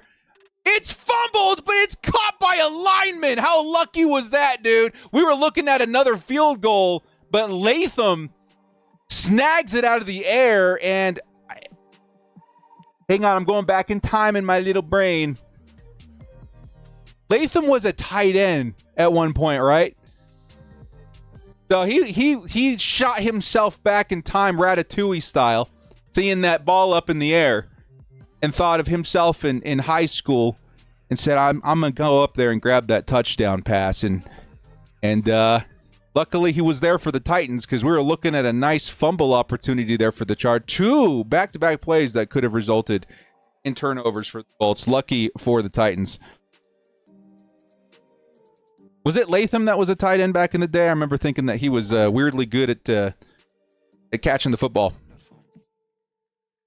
Titans are fighting, yeah. I mean, again, it's football. Every game's going to be tough. Chargers now with no O-line here, going to be up against the wall. But that's going to take us to halftime. Chargers will get the ball at half, up 3 points on the Titans, which is, again, shocking score. But if you guys missed it, first half, Titans no offensive touchdowns. It's been all special teams and defense. So take that for what you will. Titans haven't been able to do too much on offense. If the Chargers can keep that from happening in the second half, maybe they have a chance at protecting this lead. But it's going to be a tough uphill battle from here on out until we get Joe Alt back, as that offensive line is just absolute garbage. You guys know the movie? I'm going to say a quote, and you guys got to tell me what the movie is, okay? Because I don't know how many people have seen this movie. No one should see this movie, but I'm going to quote it anyway. All right? There's bad offensive lines. There's terrible offensive lines. There's whale poo, and then there's us. I'll give you guys like 5 seconds on that one, and then we're going to go to commercial here while we wait for the Chargers to resume in the second half.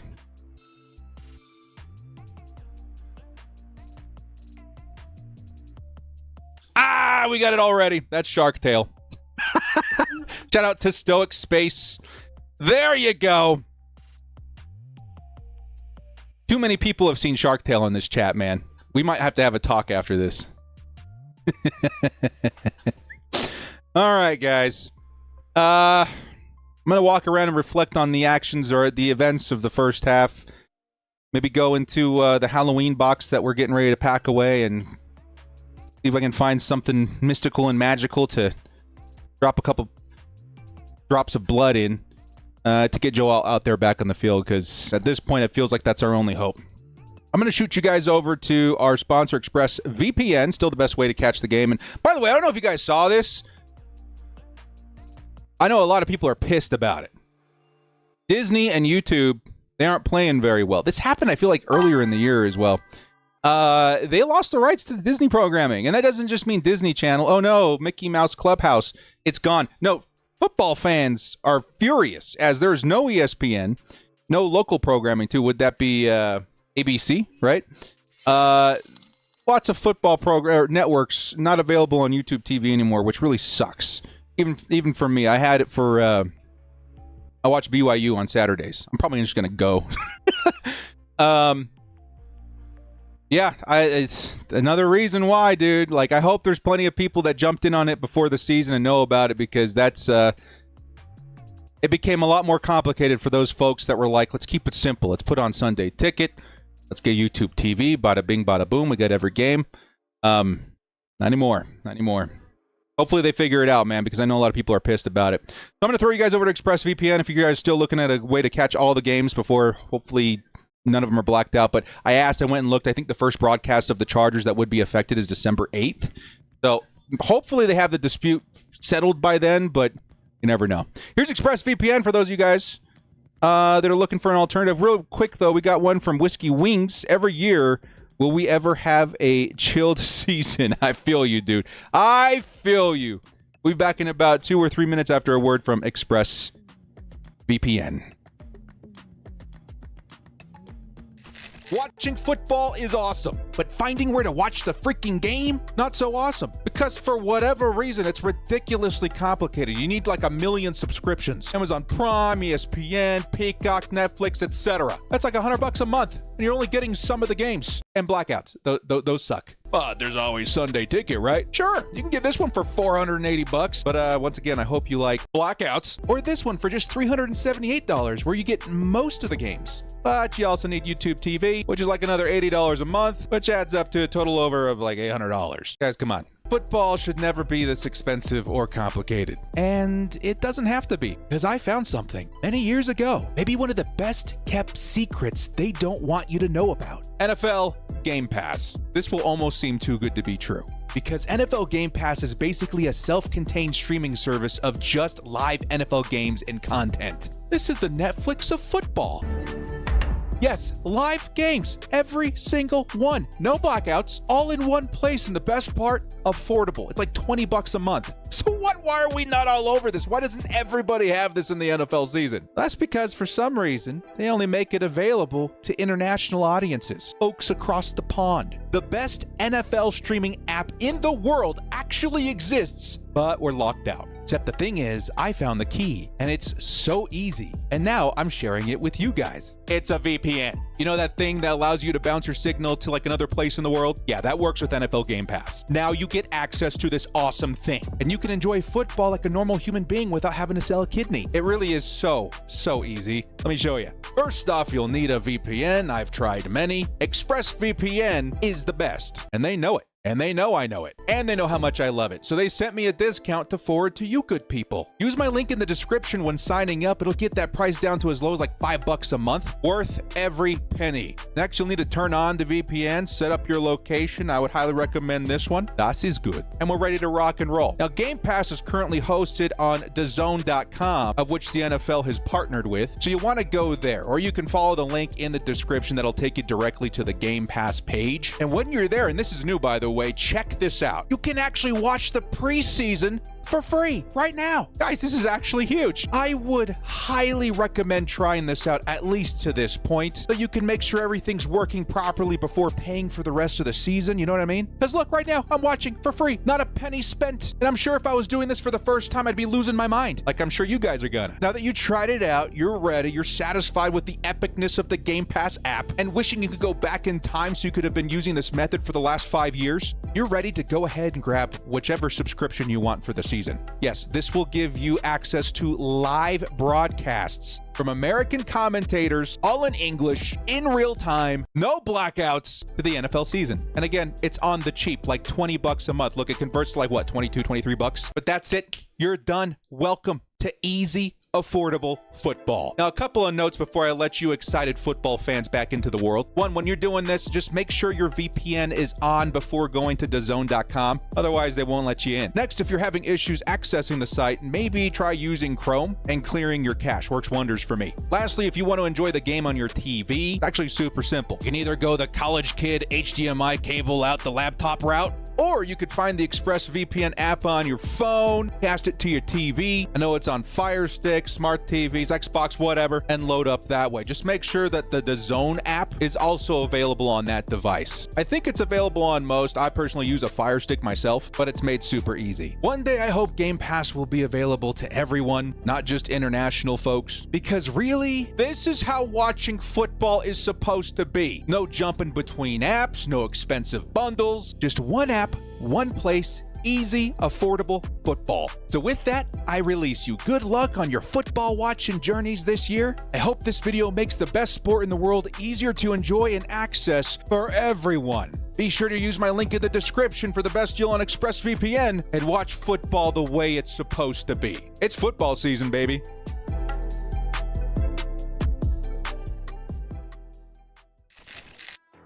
Shout out to our sponsor, ExpressVPN. Still the best way to catch the game every Sunday without the complications and hoops. Multiple streaming services. And now without Disney on YouTube TV. Might be something to look into. All right, dudes, let's take a look at this first half, which has been interesting. Let's get into the box score of things. Now, Justin Herbert, despite having literally negative time to throw the football, Still has 186 yards and 2 touchdowns.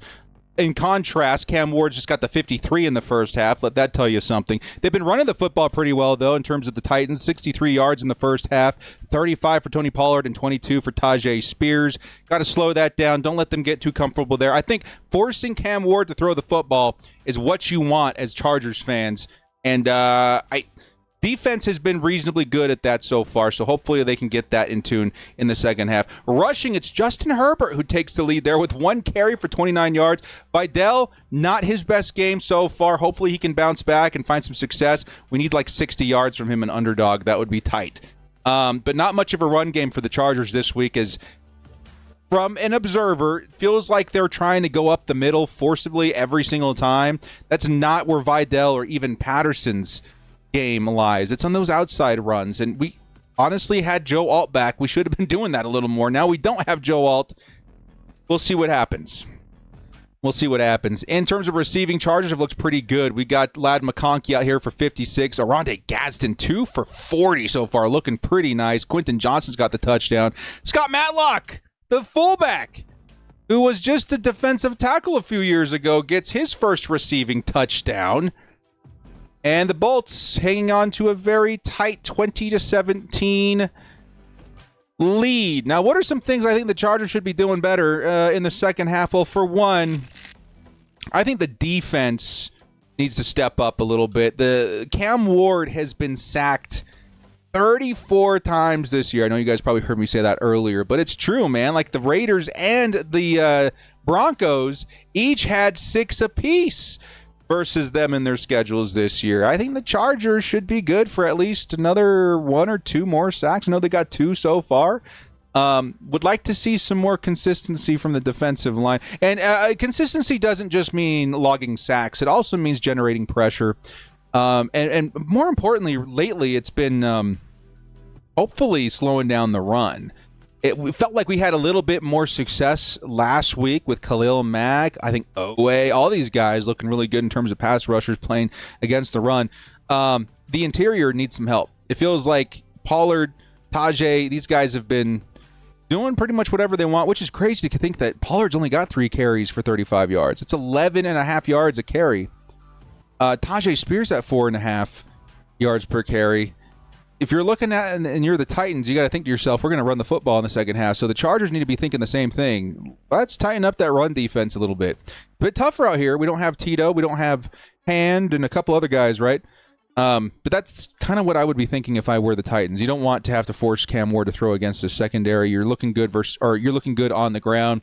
Chargers need to tighten that up in the second half. In terms of offense, not much more you can say. Like, keep doing what you're doing, Dustin. Are you going to run the football? Are you going to run any play action now that Joe Alt is gone? I don't think so. I think until Joe Alt returns, which could be next week, could be next season, you're going to have to ask Justin Herbert to be the Superman again. He's going to have to go out there and perform miracles every single drive. And it's unfortunate, but it is what it is. Hopefully, again, like I said, if Joe Alt is out for an extended period of time, 2 things I would like to see happen. 1, crossing your fingers, hoping and praying to God that Marion Hampton makes his return. That's one of the very few things that you can do to supplement a bad offensive line, is have an exceptional running back that can succeed despite that. And if you guys recall, Marion, very good even without a whole lot of help in terms of blocking. And it's because he very frequently made the first guy either miss or he broke tackles. So getting Omari and Hampton back, very important. The second thing, you're going to have to go out there and make a trade, Chargers. Make a signing or 2, make a trade, get something on that line to help you for the season, because it does not look good. Hampton back in 2 to 3 weeks. Hopefully, at very minimum, that's going to be the case. They might wait until after the bye week. Where are we at now? Week 9, right? We have week 12 bye, so maybe week 13 is where I would aim. But that's what the situation looks like right now. KLS is going to return it just inside the 30-yard line. Here comes Justin Herbert with a first possession in the second half. I'm going to hear what Coach says real quick. Hang on.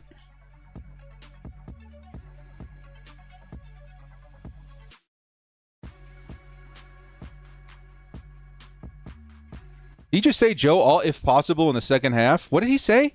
What did Coach just say? I may have misheard it. I might have been reading Joe Alt's name while he said that. 1st and 10. Here comes Vidal up the middle, and very predictably only picks up 2 yards. No more of that. Come on now. Let's get something a little different out there in terms of our run game. Yeah, I don't know what he said. I doubt that's what he said.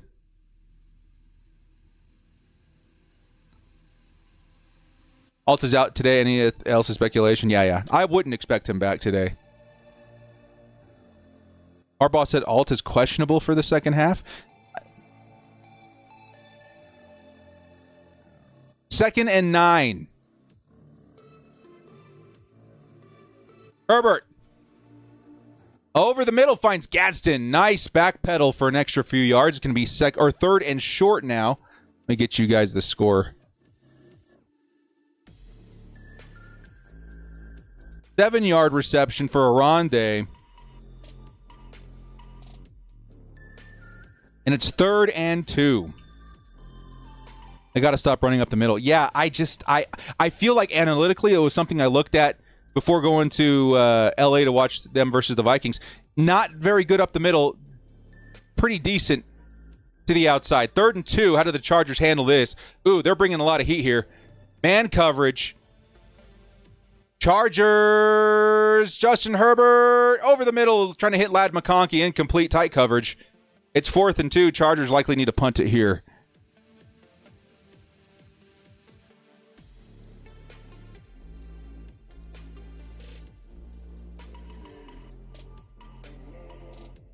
Yeah, McConkey had it right in his grip, and who is this guy? Baker? Throws a hand in there. And it's incomplete.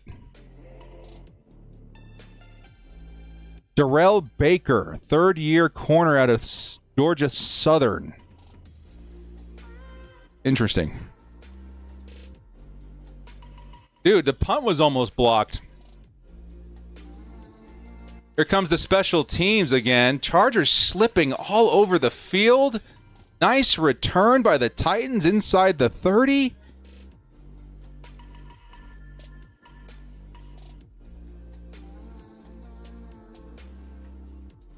What happened to our special teams? Not great. That's a 20-yard return inside the 30. Could have been worse, I guess, but holy crap, dude. McConkey needs to catch that. I guess he could have, but I mean, you'd need Julio Jones grips, you know, you got to stick that in there like a tight end. Tough catch.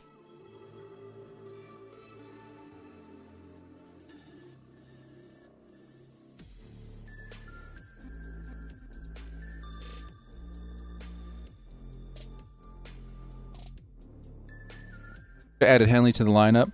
Yeah, in your defense, defensive players really tough. I mean, they can be, but they're not as covered as offensive players. Not as much data, but I get why.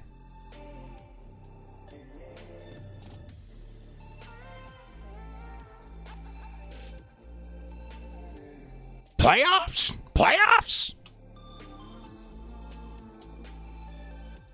So here was I was going to say. It keeps slipping my mind.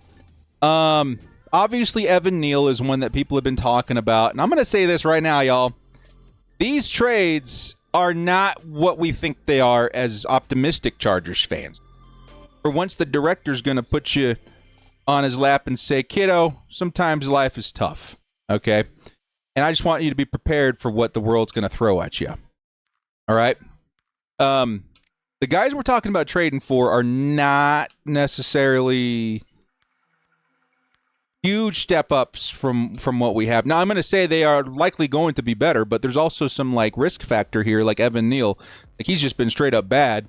Chargers have been pretty decent at helping players catch their footing if they've had a terrible start, But that's one where I would say it's more of a project, and it would take some time to develop them.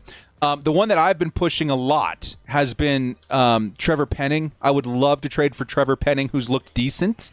right? He would look better than the guys we have out there, but more so I want to trade for somebody that's got a good amount of versatility. You know, Trevor Penning plays guard. He plays both sides of the at tackle. That's what I want, because eventually when you get Alt and Slater back, you got a new swing, right? That's hopefully better than Pip. You got somebody that can play this year. That's kind of what you're looking at. You're not going to get a very crazy good tackle, but you're going to get someone that's better than what we have and that has the flexibility that quite obviously we need everywhere on that line. So the first carry went to Pollard. Tart tears off the undershirt of Pollard, but it only picks up 2 yards. It's 2nd and 8 at the 31. Pollard is good. Yeah, he is good. He's one of the guys that the Chargers have been linked to trading for, which I guess I would be fine with. I know everybody wants Breece Hall. It sounds like they're asking for a third. That's too high for me. If they do it, awesome. Like, that's a good 1-2 punch, but I would prefer something cheaper.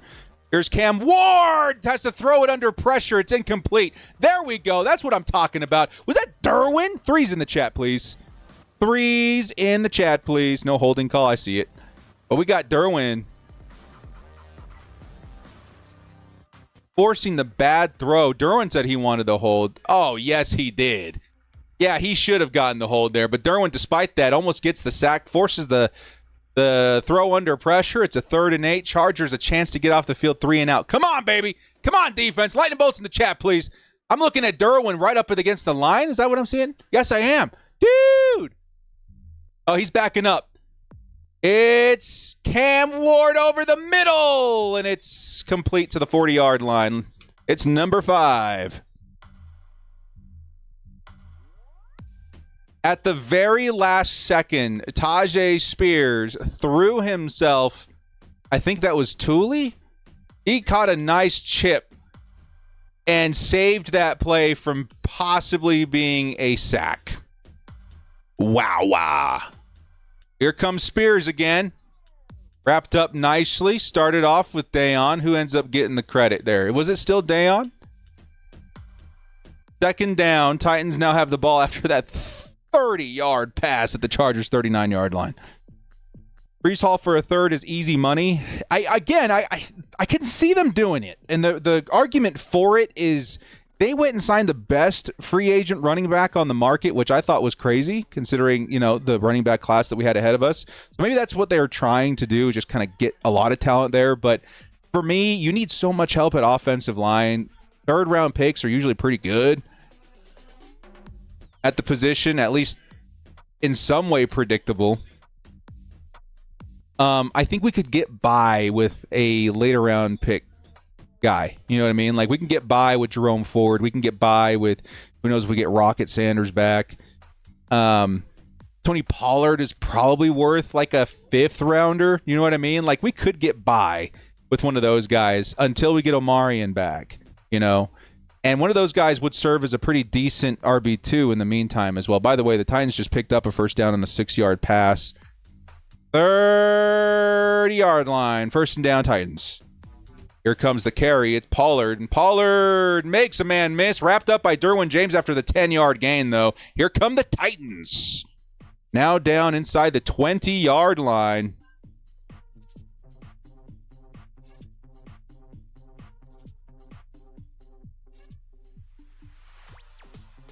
Yeah, Chargers struggling right now, dude.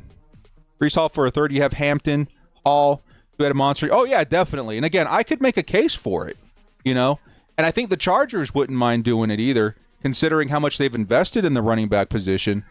But me personally, I'm saving that draft pick for a lineman. But again, I wouldn't put it past him. I'm not going to kill the dream for those of you that really want Breece Hall. I think it could happen. Here comes a bootleg pass to the opposite direction. It's another 1st down. Chargers defense is just hemorrhaging yards right now to the Titans. 1st and goal now. That's going to be inside the 10-yard line. Holy crap. Elijah Molden ends up dragging him out of bounds.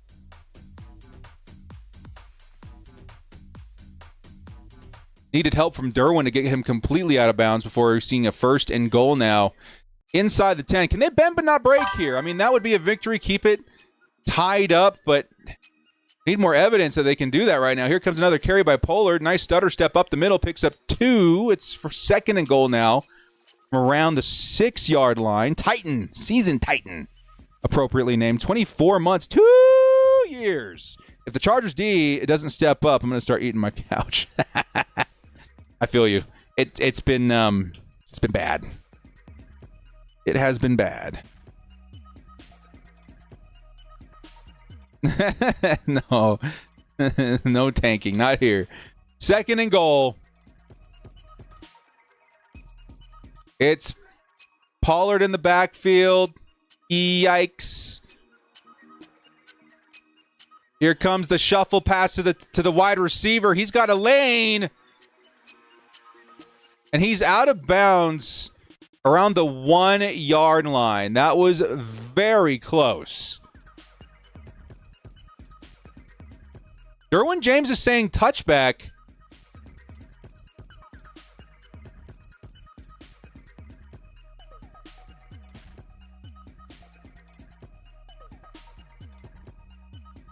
Hang on.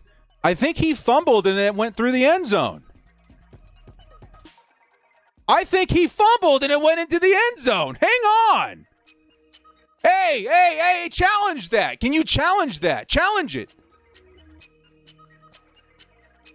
Direct snap to Pollard. It's short, but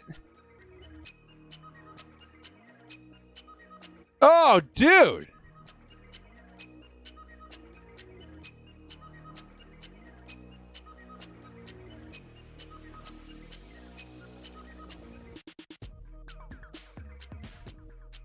That's a big miss by the officiating.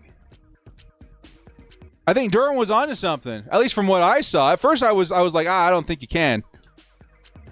4th and goal. Here we go. 4th and goal. It is a carry up the middle. Is it a stop? I think it's a stop. Let's go, defense.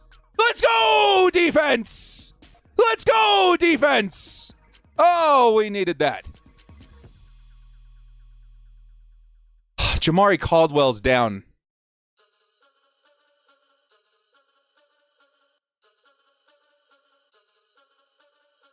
He got up on his own, though. Maybe that was a little showmanship. To say, hey, don't take it back. I got hurt. Jamari Caldwell, I think it might have been a cramp from what I was looking at. Okay, we're okay. We're okay. We're okay. Caldwell's fine. Chargers, no touchdown allowed. Defense stood tall. We get the ball back at the 1. Now, yes, it's terrifying. No blocking for Justin Herbert. We've been getting 2-yard gains with Kamani Vidal. But at least we didn't allow the touchdown. Can we just put some lightning bolts in the chat for the defense, please? Please, and thank you.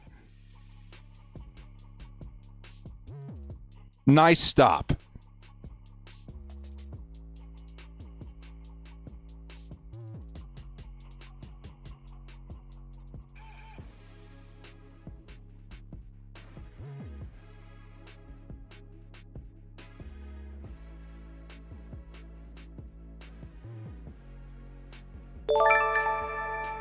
And the Chargers get the ball back.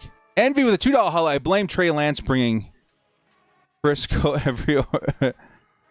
every over here. You blame Trey Lance. Speaking of which, he should be our designated sneak guy.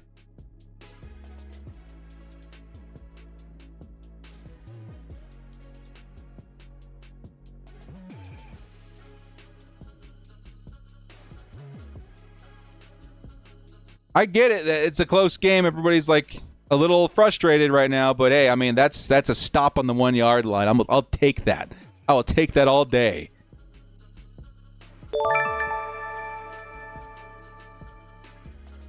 That was a fumble. Fire these refs. I think at first I was like, he had to have like stepped out of bounds first, right? But no, like when they showed the second angle, Derwin ripped it out of his hands. And it flew out of bounds. And the one thing that I'm unclear on, 1, if you can challenge it, and 2, if it goes out of bounds over the pylon, is that still considered a touchback, because that's what happened. It was like here's the pylon, the ball went literally right over it. Interesting. Are you gonna eat that apple? I keep thinking I am, and then I've been playing with it for like half an hour. Maybe I should get like a stress ball or something to carry with me while I'm streaming. I should have done that years ago. Now it's all grubby with my hand crap all over it. I'm gonna play with it. I'm gonna play with this apple. I'm gonna wash it and eat it after the stream. Herbert's got to throw real quick, and he's going to find his guy Gadsden for the first down and valuable breathing room. Extra flavor, that's disgusting. He's valuable breathing room.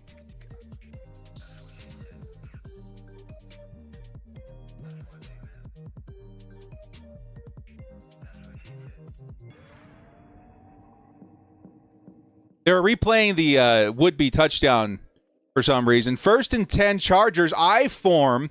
Go to the outside. Go to the outside. Go to the outside. Do not run it inside. It's an inside run. It worked out. It worked out.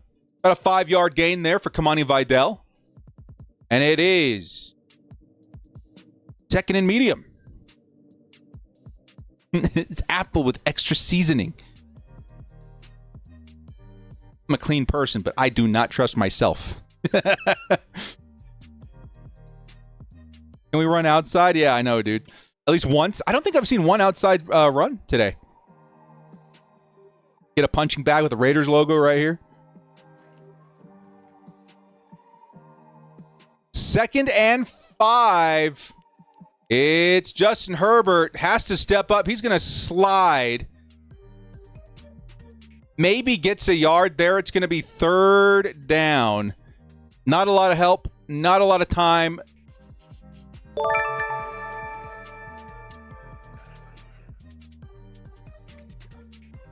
Now looking at a 3rd down. They're going to credit that a sack, by the way. Herbert slid a little too early for it to be considered a run. Interesting. Be 3rd and 5.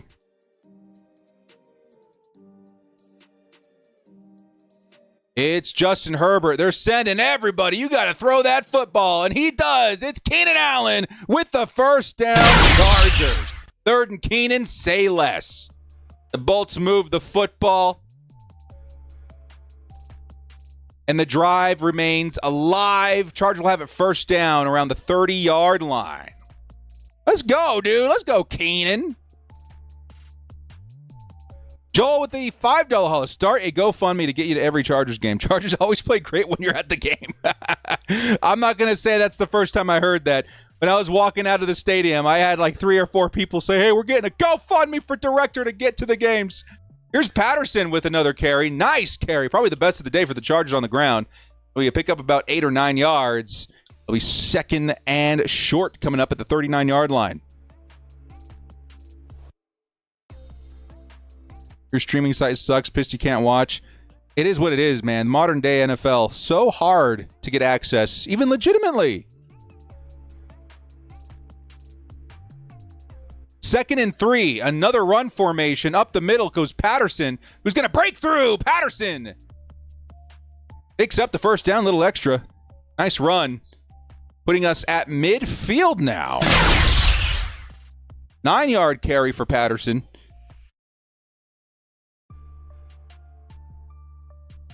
We got the ball at the 48-yard line. Keep running the football. Keep Patterson in there. Yeah. Like the announcer just said, ride the hot hand. See who's getting, like, I mean, Patterson seems to have a little more success up the middle. Gadsden in. Blocking to the outside. Our first outside run goes to Patterson. And it's going to be a pickup of 2. All right.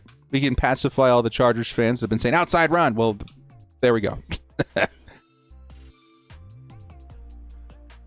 Big love, Hugo. Patterson just won me a nice sum. You threw down for Patterson, huh? That's not a bad move. Obviously, they were going to get some carries in this game versus this defense. Outside run with Kamani. 2nd and 9. Kamani now in at running back. Titans are pinching the line. If you're going to run outside, now's the time. To play action. Herbert had to avoid heat 2, 3, 4 times. Herbert's on the run. Herbert looking for yards. He's going to take the contact. And we got the first down. I thought he may have fumbled it for a second there, but Turbo Herbo does it again, picks up the first. Dude, Tooley's on the sideline. Ah!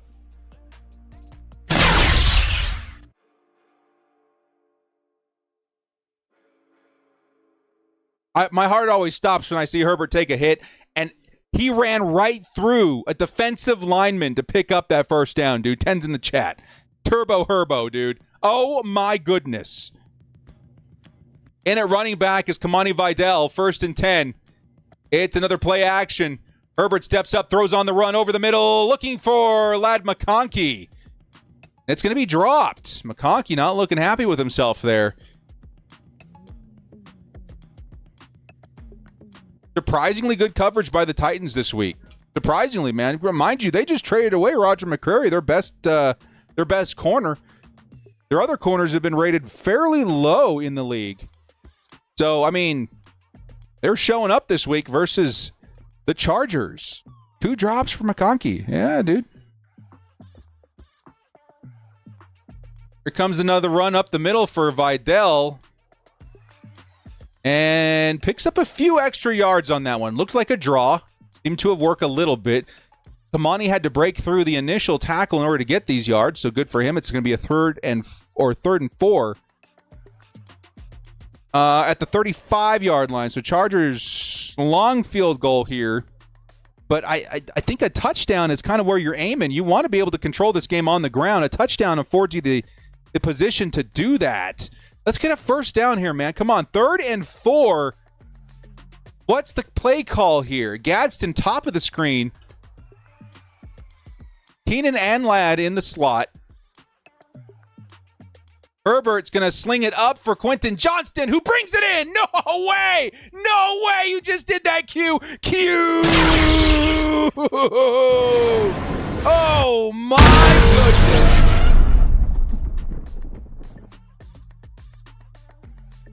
A back shoulder fade to Quentin Johnston on 3rd and 4. Are you kidding me with that?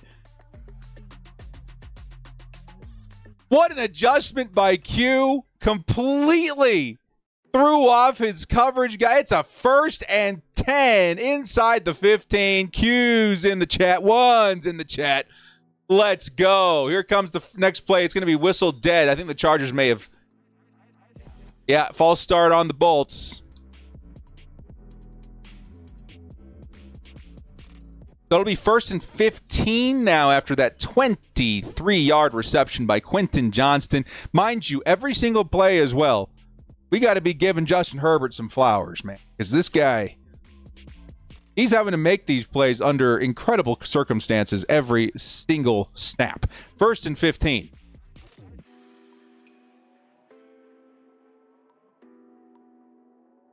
See if the Chargers actually snap the football here. And that's going to be the end of the quarter there. Chargers still up 20-17. Not what you like to see. But now in scoring position, it's a first down. 15 yards for the first down. But still a first down nonetheless. They got the ball at the 17-yard line of the Titans. At very minimum, it'll be 23-17. But taking this up to a 27-17 lead would be very substantial, considering 1 quarter remains in this game. Chargers, let's get that touchdown, man. I want a touchdown. I want a touchdown. It's got to be a touchdown. It's I don't care who it is. Throw it to Matlock again.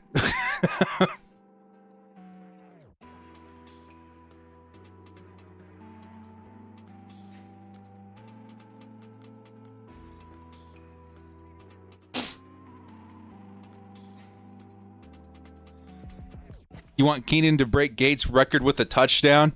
He'll get it, right?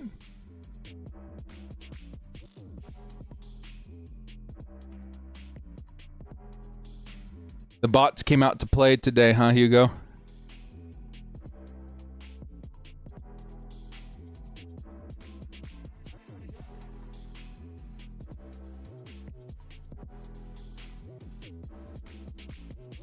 I think they are also extra aggressive right now just for the fact that some people are going to be having trouble finding football after the Disney thing. That was my first thought too, man. I was like, man, I hope some people find the VPN shortcut because it's about to get sketchy out here. Bigger the channel, bigger the bots. Yep. With gray hair.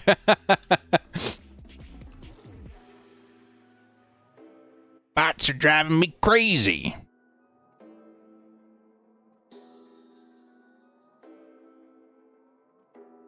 Oh, yeah, there's definitely some sketchier ways around it. I'm not going to say I didn't partake at some point in my life either, but man, was it a pain in the butt, and half the time you're worried that you're risking your laptop or computer to get the game on those particular platforms. And I remember I went and bought McAfee and a bunch of other antivirus and malware programs to scan after every Sunday. And I was like, I'm not paying for a subscription, but I'll pay for this. Keep the system in check.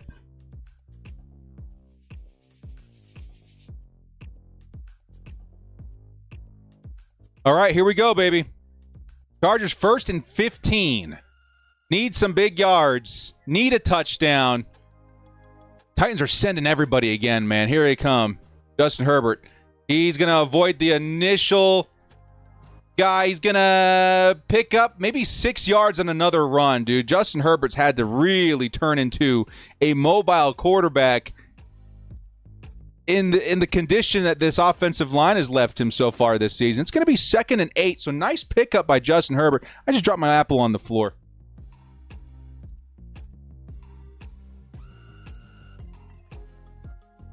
We still out here with the extra seasoning, huh? 2nd and 8. Come on, dude.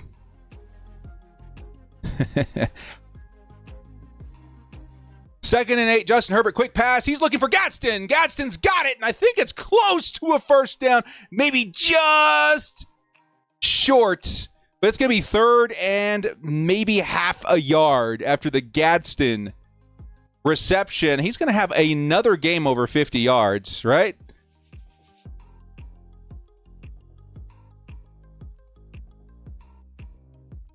The announcers are like saying, what a find by the Chargers in the 5th round. Now the leading receiver in this game. Here comes the tush push by the Chargers. It's a first down. It'll be 1st and goal inside the 5 for the Chargers. Justin Herbert, dude, whenever he sneaks the football, it's not a yard. It's like 2 yards. It's pretty insane. 1st and goal.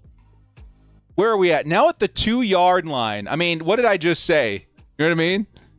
We just keep doing it like the Eagles did a few weeks back. They just kept doing the tush push until they got in, like 4 tries later.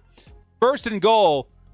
Titans pressed up against the line. Herbert, he's going to have to get rid of this thing quick. Nice coverage. He's going to take off with it. Chargers! Touchdown! It's Justin Herbert who said, you know what? I'm noticing a theme here. Sounds like I'm going to have to run this thing in every single time. And he says, bet. Let's get it done. Touchdown, Chargers. Justin Herbert. Rushing touchdown. Puts the Chargers up 26-17. 27 pending extra point. Let's go. That's a big touchdown, dude. That's a big touchdown. That's huge, dude. Justin Herbert carrying this team on his back. 10s in the chat, please. Jesse Minter's like, yeah. Nice fake by Justin Herbert, too, to get the linebackers to back off, giving them enough space to get in there. And then it feels like that slide wasn't so much for... It was style points. That's all I'm going to say. That was a style point slide right there. Similar to that one against the Raiders, right? Boom. Style point Herbo slide. And we're going to take the lead 27-17. Let's go. Justin Herbert. Justin Thanos Herbert. Which, by the way, you guys know that guy who plays, who dresses up as Thanos every year? He's got like that really cool like Thanos like helmet and the glove and everything. I ran into him at Thunder Rally. I finally got a picture. I was like, ah! Super sick. Super sick. You can see the miles on that thing too, man. I used to be in the 501st, the Star Wars Club, right? That's where that thing came from. And you see like the history in the armor. That's some respect right there, man.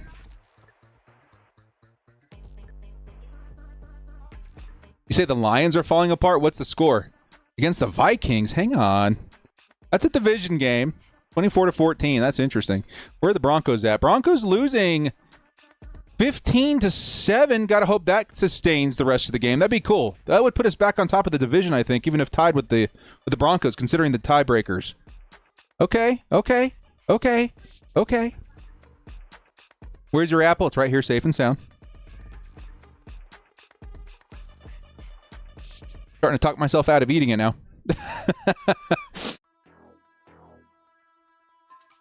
Hugo says, you see my last comment? Let's get up there. I wonder if that's the same way he slid into Madison Pierce DMs too. Smooth, Hugo. Hey, man. Players know players game. That's all I'm going to say. You go out here breaking hearts, I can see it.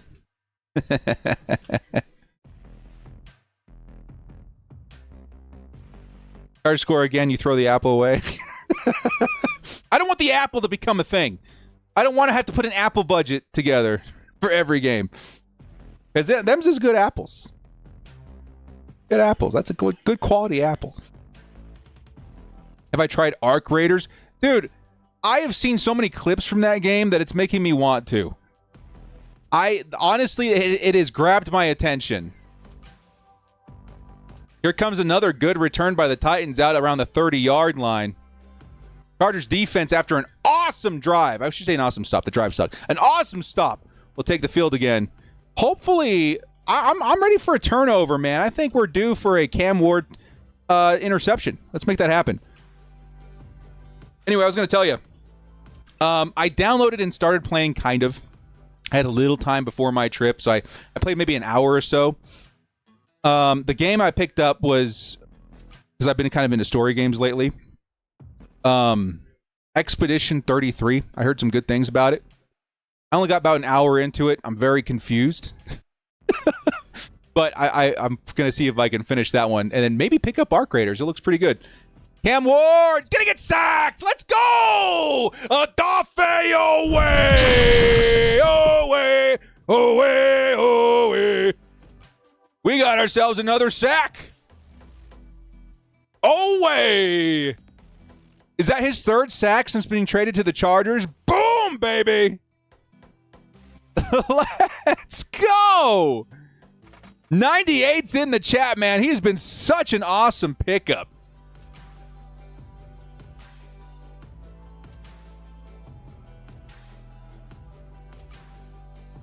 Second and 15. Ward over the middle is going to hit. Is that a running back? I can't quite tell. Number 25, right?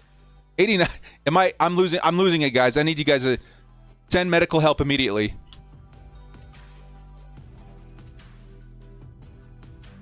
That was a conquo.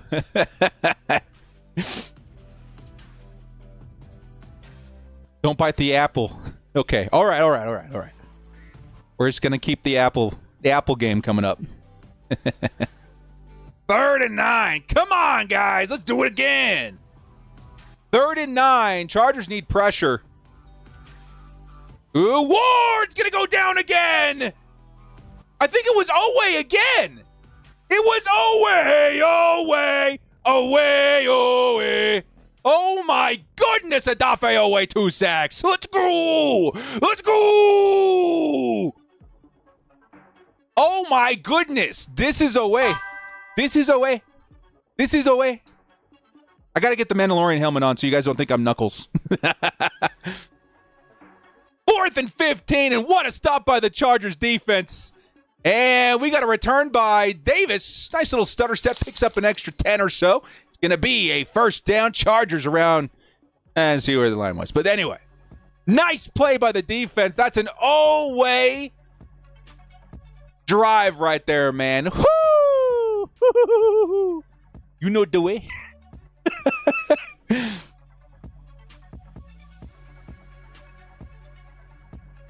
I loved that content when it first came out, dude. What's all I was saying? I fell down the rabbit hole. Ooh, CJ Stroud out with a concussion. Here comes Mills. That's an interesting development for that game.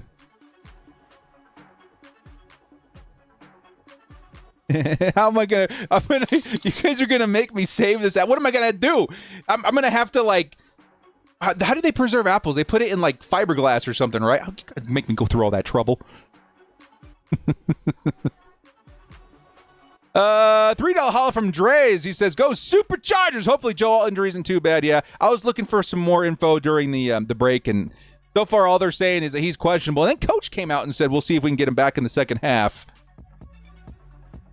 Bray was shoe protector.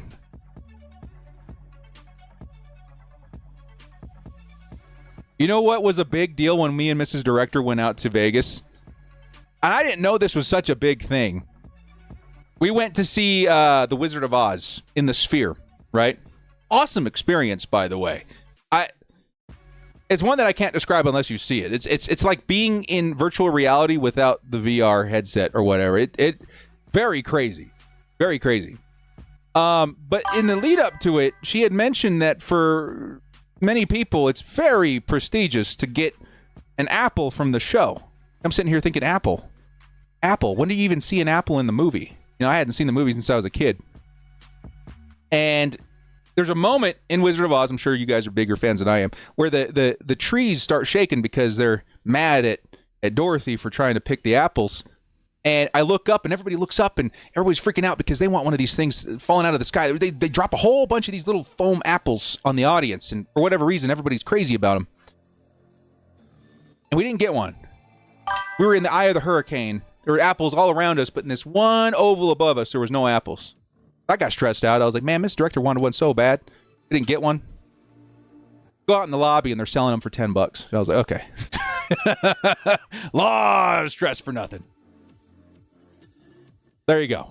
Can we use one of those apples? Because it's fake, you know? Vidal is going to get caught at the line. Chase, how's your sister? Gifted membership to Burrell Bikes. Hey, yo, you hit it. There's a bullseye.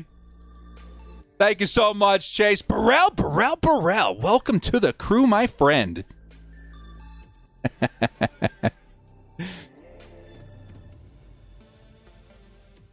Chase, lick the apple. Oh man! At this point, I'm gonna decline the apple licking. I'm gonna have to like power wash this thing before I eat it. Justin Herbert is gonna get sacked again.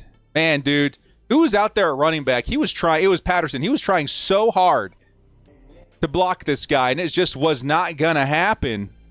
It's 3rd and 18, just like that. Ew.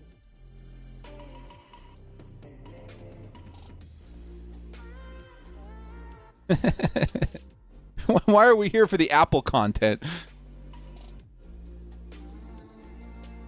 The Chargers Unleashed, you predicted a 30-17 score. Hey-oh, let's get one for Hugo. 3rd and 18. First off, can we get a first down? Herbert, you're going to have to chuck this thing, dude. Oh, my goodness. The protection is just non-existent. 4th down. Chargers got to punt this thing away. Man, that we went way backwards, dude. We were at close to midfield. Where did we start this drive? At the 40? We're going to be kicking from like the 20. Can you tell us why Herbert doesn't get rid of the ball instead of taking the sack? I mean, from that far back, you don't want to risk a intentional grounding, I guess. It's just bad protection. I'm sure he could get rid of it, but, you know, there's risk reward there. They teach him, they drill into his brain what to do and what to not do. Man, special teams just missed another tackle.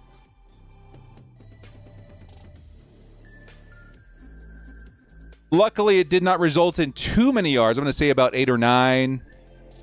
But man, special teams, they're going to have to get their act together. It's been a rough one this week. Game is not over. No, sir, it is not. The Titans get the football back in decent field position. Down 2 possessions, but only 10 points. Chargers defense got to go out there and do it again. Really enjoy your broadcasting director. Go Chargers. Hey, Erie, thank you so much. $4 holla. Big love to our guy, man. Thank you. I appreciate that. Crazy where life takes you. Because, you know, for the longest time, I was legitimate, like, you know, aspiring, I'll say, filmmaker. And I was behind the camera for the most part. I went in front of the camera, and then life takes a turn. You start a YouTube channel. Here you are. Pretending to know how to call a football game for 5 years. It's fun. We've learned some stuff.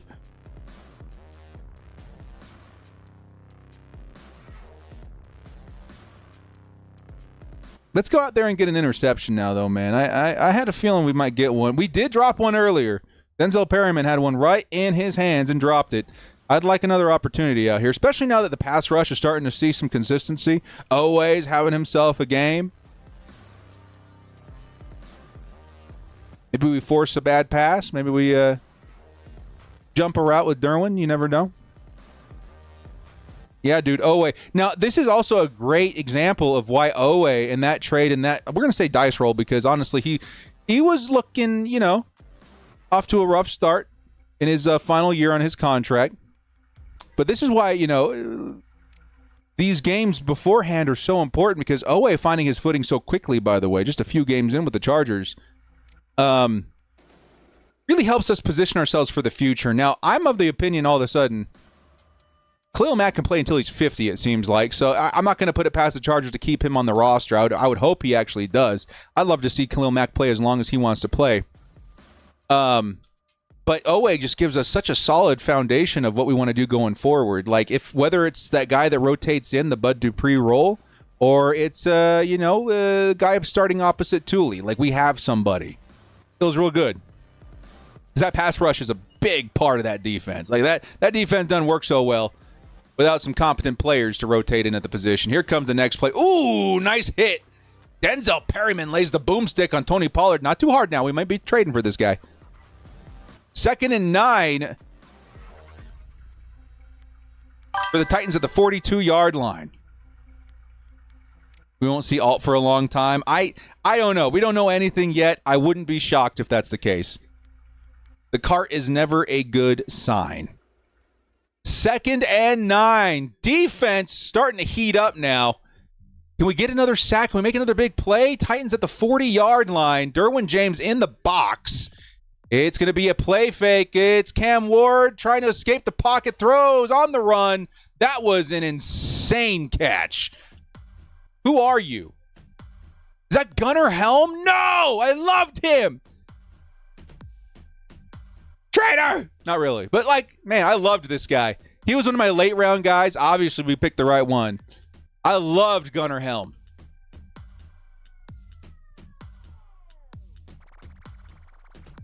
Well, he's going to pick up the first down. Titans now at the 43-yard line. It's a run up the middle. And it's a pickup of 5. Man. Traitor! Defense showing signs of a similar result. Hopefully, we don't allow points or allow few points. But you guys remember, last drive was pretty bad. And then they figured it out at the very end there on the 1-yard line.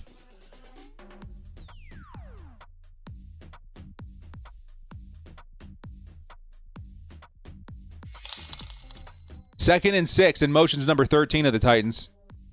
Cam Ward looking his way. He's going to pull it in. He's looking to run with it.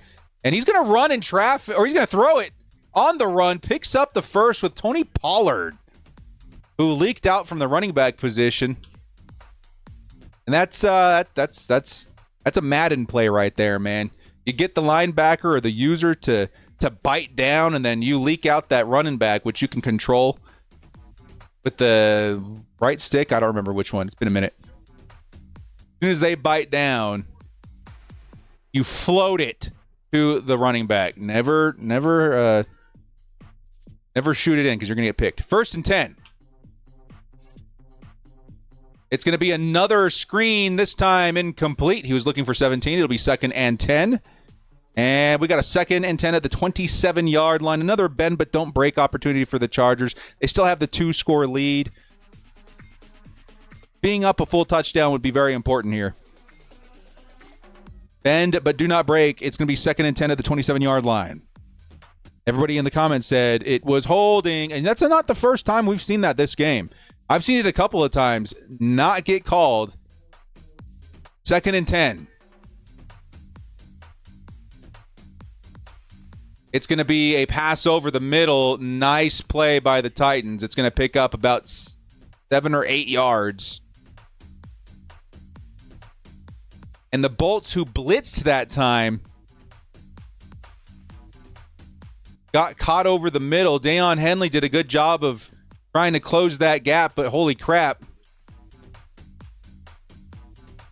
3rd and 2 up and coming. By the way, I just looked at the clock, man. We have 5 minutes left in this game. Man, it feels like the 4th quarter just started. So down 2 possessions, extremely important that this is not a touchdown. Here comes Ward, who's trying to get the first down. No, it was a direct snap to the running back. It was Tajay Spears, and he's going to be short. It's 4th and 2. Hey, man, they got to kick the field goal, right? Like, that's a good stop by the defense, only allowing the 3 points, but we don't expect them to go for it here, right? Yeah, here comes the kicking unit. 4th and 2, under 5 minutes to go. Watch out for the fake is all I'm going to say. Kelly with a 2-pound holla. Who we predicted the B story would be an apple. Shucks. There it is. Here's your 15 minutes of fame. There you go. Here comes the kick. It's up. It's good for the Titans. They're going to make that a 1-possession lead for the Chargers, 27-20. This game is not over yet. Chargers need to hold on a little bit longer. Hopefully get a score in this next possession, whether it be touchdown, field goal, whatever. Keep ourselves ahead just long enough to get out of this one and figure out what the heck we're going to do at offensive line. A particularly important week to survive, by the way, considering that, guess what's on Tuesday, everybody? Hey, everybody in the back of the class, raise your hand. What's happening on Tuesday? That's a very important date in the NFL that could help shape teams for the second half of the season, maybe help their playoff hopes a little bit. What's happening on Tuesday? Yes, sir. Sinful Hands. Nate, it is the trade deadline. So considering the Chargers, if they were to win this game, right, and they're 6-3, their chances of trading, and this is the case with every team in the NFL, they go up. If they feel like they have a good start, they have good foundation to build on the season, more likely than not, GMs are going to throw down and try and fix positions of weakness, right? And the Chargers are not going to be exempt from that. Offensive lines, the obvious big one. You could see running back. Not everybody's on board for that. A lot of people seem to be in on Breece Hall, though, which, again, I'm not going to say no to. Little high for me. You might see some movement. Okay, so getting a win here, very, very important. That's all I'm saying. If the Chargers can get themselves a nice little cushion of 6-3, you may actually see Ortiz pull the trigger on a trade. Get ourselves a decent offensive lineman. To not even decent, just somebody that can fill the void. I don't hate Sawyer. I think Sawyer has shown that he can be okay in a pinch, right? But man, do we need the depth, and man, do we need any sort of consistency, and we need a lot of talent all over that line, which we just do not have right now. King, if we win this game, you need an apple for every stream now. Love your content. I guess we could do that. I am one of those people, by the way. I have an apple every single day. It's not because of the saying. I don't mind the doctor. But I just, yeah. I guess I could just save it for the stream. You crazies. You want your Apple content? We're going to open up a second channel. The Director Apples. Dem Apples. Just Apple content to fill your Apple void. Don't quote me on that one. Here comes the fair catch by the Chargers. It's going to be a touchback, and that's back at the 30 now, right? I don't know anymore. Matthew with a $2 holla. Thank you so much, my man. It has to be the same apple. I don't want this apple in every stream. that is a lot of effort. Keeping this particular apple alive for the season. Get sponsored by Apple. Here, I'm thinking I'm going to get a new, like, Airbook or whatever, and they're going to send... It's actual Apple. It's actual, like, bag of apples. 1st and 10. I formation for the Chargers again. Can't quite tell who the running back is. It's going to be a play action anyway. Director, Justin Herbert. A little bit of time this time. Oh, it's batted at the line. Incomplete.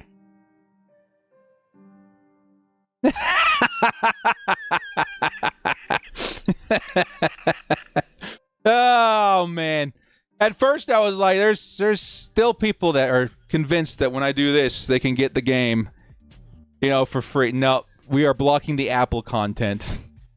Sinful Hands, thank you so much, man. $10 Apple joke. Money well spent. Need the Apple cam.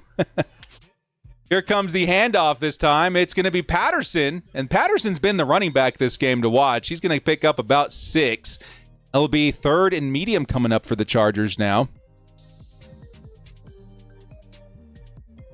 Now, with so little time left on the clock, Chargers should play a little aggressive here, right? Whether or not it's an incompletion or a first down, they're going to have timeouts, or it's still going to be under 4 minutes. I think the Chargers get aggressive, try and get that first down, because you control the clock at that point with the first down. That could help you win the game. Get aggressive here. 3rd and 3, Herbert. Quick throw, and... Oh, second lunging effort! Trey Harris may have picked it up at the very last second. The refs are going to say first down. They're going to measure it, obviously, but 9's in the chat for the effort. What a play by Trey Harris. Oh, my goodness. Looks like he was down. Nothing he could do. That looks like a first down to me, baby. That looks like they spotted it short as well, too. That is a first down. Dude, what a play by the rookie, dude. Let's see some...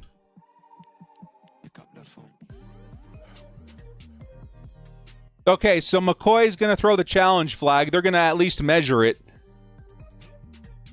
But that obviously, to me, because they spotted it short, if anything, the challenge is probably going to move the ball forward a little bit and confirm the first down.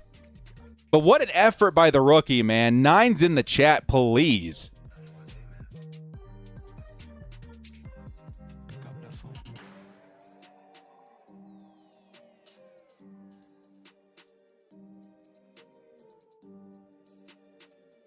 That is such awareness and effort that you want to see in your second round pick. You guys see that nonsense about the Giants trying to get him from us? Ruling on the field stands. It's a first down. They want him, obviously, because Jackson Dart and him yucked it up in Ole Miss. But they're like, he's not playing very much. They're obviously upset at his production. He's not out there because they got, better options.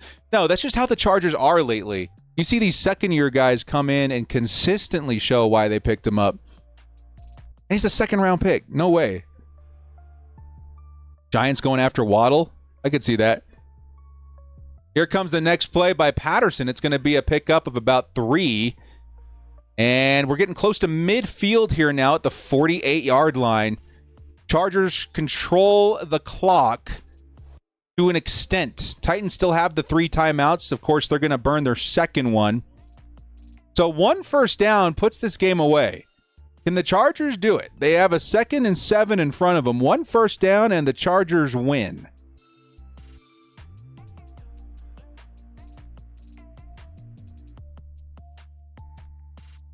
So a 2nd and 7.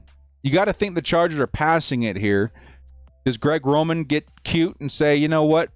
Just kidding. Here comes a first down via the pass and Justin Herbert. I don't know if I want that. But you got to think about it a little bit. 2nd and 7. There's Patterson in at running back. I form. Looks like a run to the right. It is. Ooh, it's a play action. Justin Herbert's going to keep it. That's a way to do it. And Justin Herbert is going to pick up the first down in bounds. Let's go. Dude, that is exactly the move right there. Hey, I'm going to say this right now. Greg Roman, that was an excellent play call. That was an excellent play call. Fake it to the right. You're not going to throw it, but you're going to get Justin Herbert to get you the first down. That was awesome. That was awesome, dude. And now with the last time out, staying in the back pocket of the Titans, that should take us to the 2-minute warning. Wait, are they going to say he was short of the first down?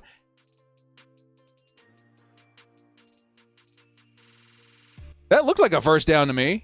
They're going to say 3rd and 1. Now Jim Harbaugh is throwing the challenge flag. Wisely waiting until the last second to throw that challenge flag. It looked very obviously like a first to me.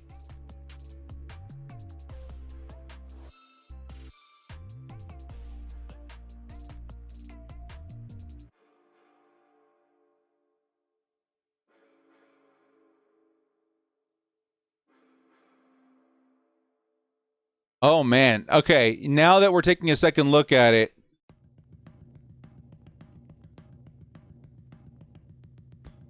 his knee may have been down. The angle that we had looked like he was a yard or two beyond the first down, but there may be a case here. If that's the case, too, you're just going to sneak it, right? You're going to get that, because nobody's talking about it with the Chargers. Might as well do it while we can get away with it. The tush push. Yeah, they're going to say it stands, which it looks like it should. Let's get Justin Herbert back out there for the sneak. Hopefully this one works out for us, man. Come on.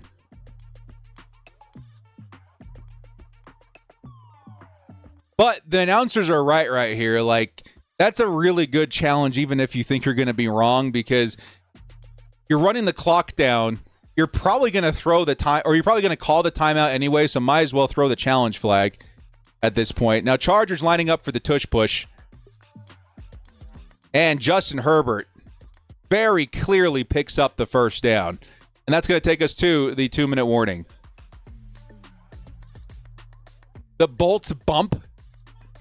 The announcers just called it the Bolts bump.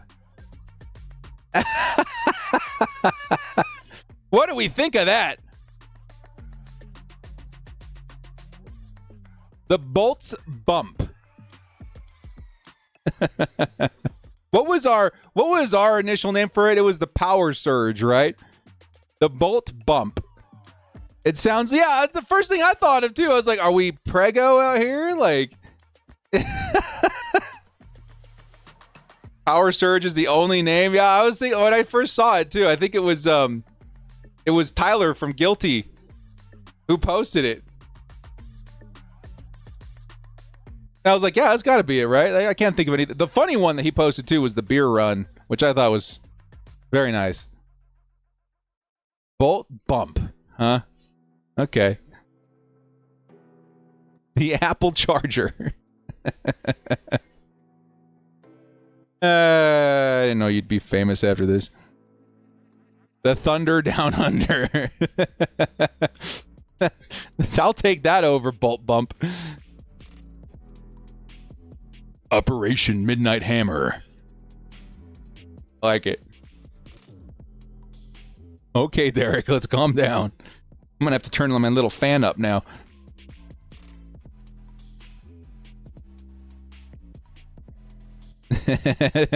You guys are crazy. Yeah, so the Broncos right now, 15-15 at Houston.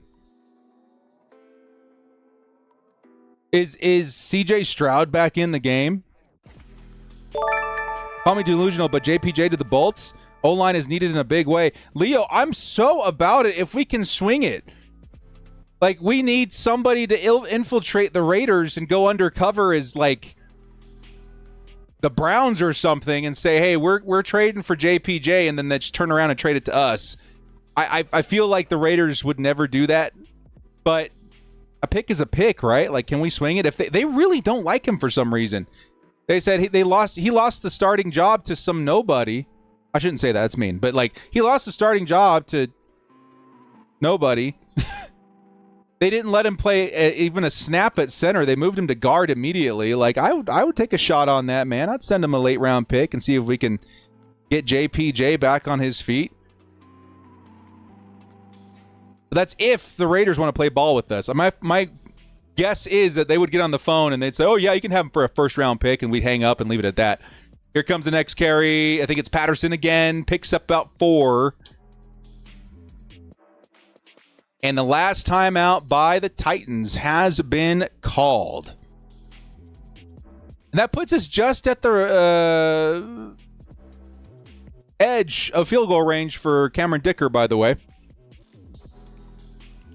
So now at this point, we're talking about what, like 80 seconds off the clock, so a minute and a half. You're going to have, even if the Titans get a stop here, you're going to have about 20 seconds, which is, again, enough time to draw a flag. That's the big thing I always forget to say, like, hey, it ain't over till it's over, because there's always them PIs to worry about. Next carry, it's Patterson! He's going to be down just short of the first down. It'll be 3rd and 1. We may be a tush push away from a first down. Boot, scootin' moogie. No. You think the Raiders going to win? I don't know. Who are they playing? The Jags? I hope they get crushed. 3rd and 1. Look at that Bolt fam out there representing in Tennessee, man. Y'all are awesome. 3rd and 1. Chargers one tush push away. Okay. Oh, they do get it off. Justin Herbert picks it up quite easily, dude.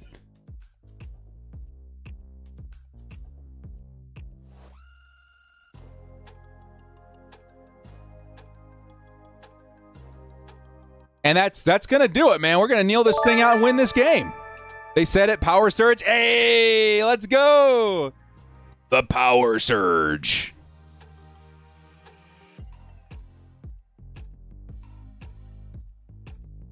That's the one, baby. Now, okay, not the win that we were all hoping for, but the one we deserve. 1st and 10. Here come the kneels. And that's going to do it. They can't stop the clock, and the Chargers are going to win this football game. Thanks to you. Thank you, good sir. Goodbye, Mike McCoy.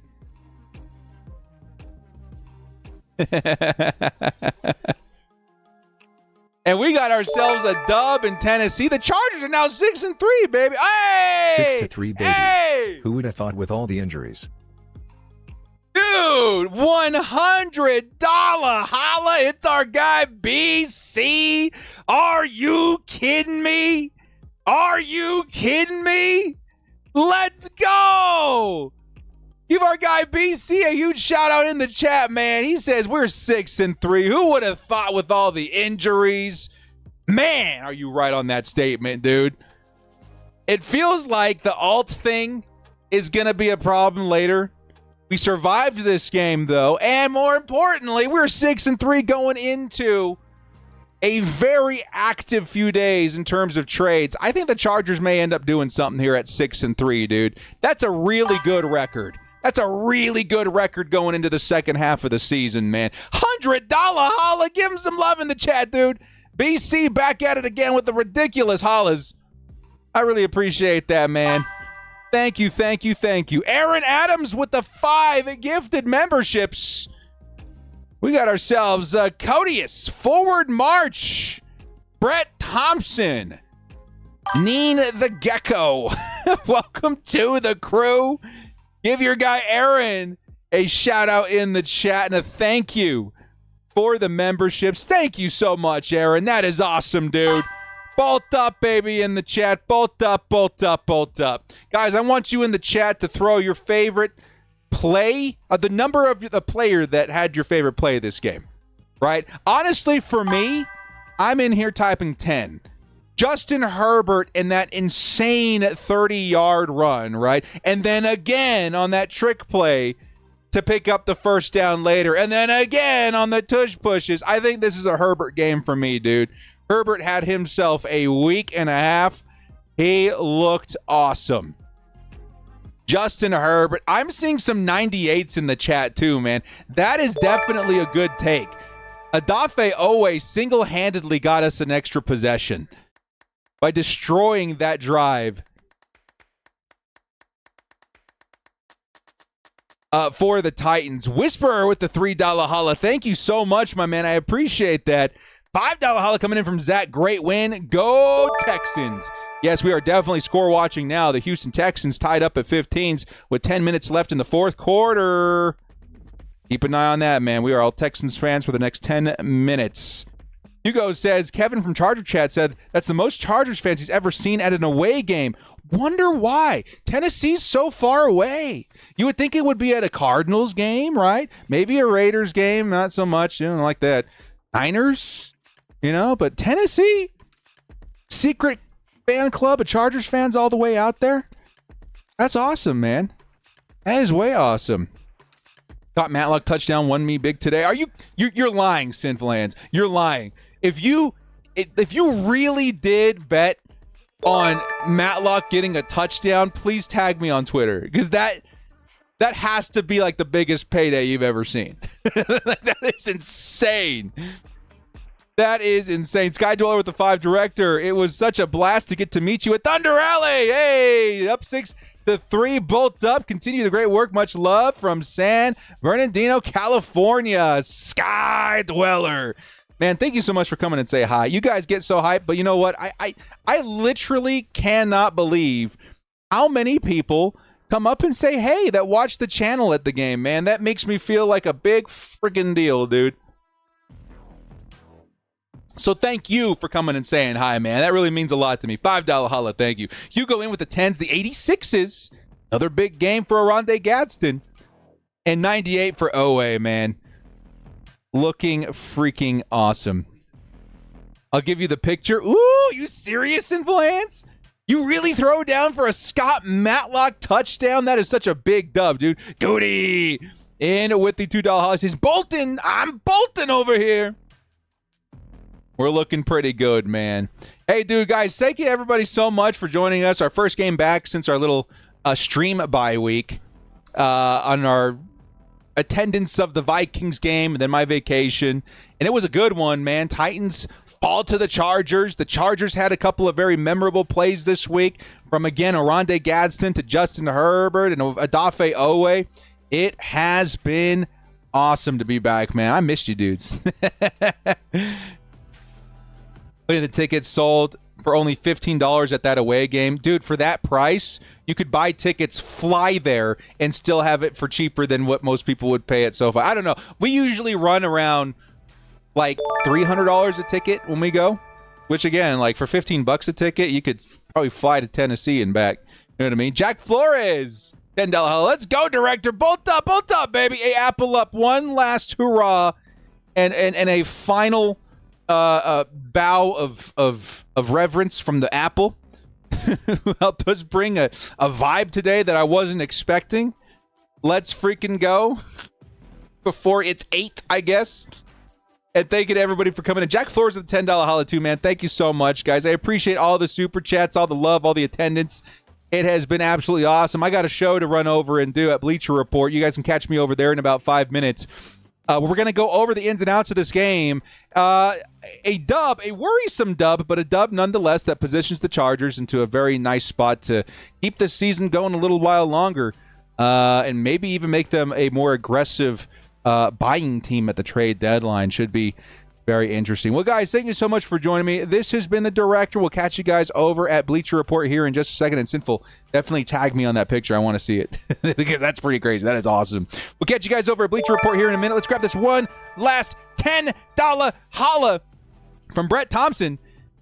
He says, excited to see Harbaugh gives away the game ball in the locker room victory speech. Hey, guys, one thing before I go. Have you guys seen the beef between us and the Ravens fans lately on that trade? I feel like there's some, like, FOMO happening there from their fan base because they keep tagging me, because whatever, I'm a Chargers person on Twitter, that we should be very regretful of the trade and that we can suck it because Alohi has been great for them, which honestly, I don't know about you guys. You tell me how you feel about it. I think it's awesome. I think it's awesome that Alohi's going off in Baltimore. I don't think anybody didn't want Alohi on the team, right? I mean, there's some people that said that they didn't like him, but whatever. I think most people, most Chargers fans liked Alohi, and I'm happy for him. But weirdly enough, Baltimore is having a hard time gripping that we also got a good player. So all I'm saying is if there's a victory speech, if there's a game ball to be had, I will happily take that clip and spread it all over the internet to make sure that it is known how happy we are with that trade on our end as well. Big love to everybody, man. Huge love to Hugo, Dayon Henley as well. All these guys. Our thoughts, our prayers are with you, and we hope that that's being felt as well, man. Big love to everybody. We'll see you out at Bleacher Report here in just a few minutes.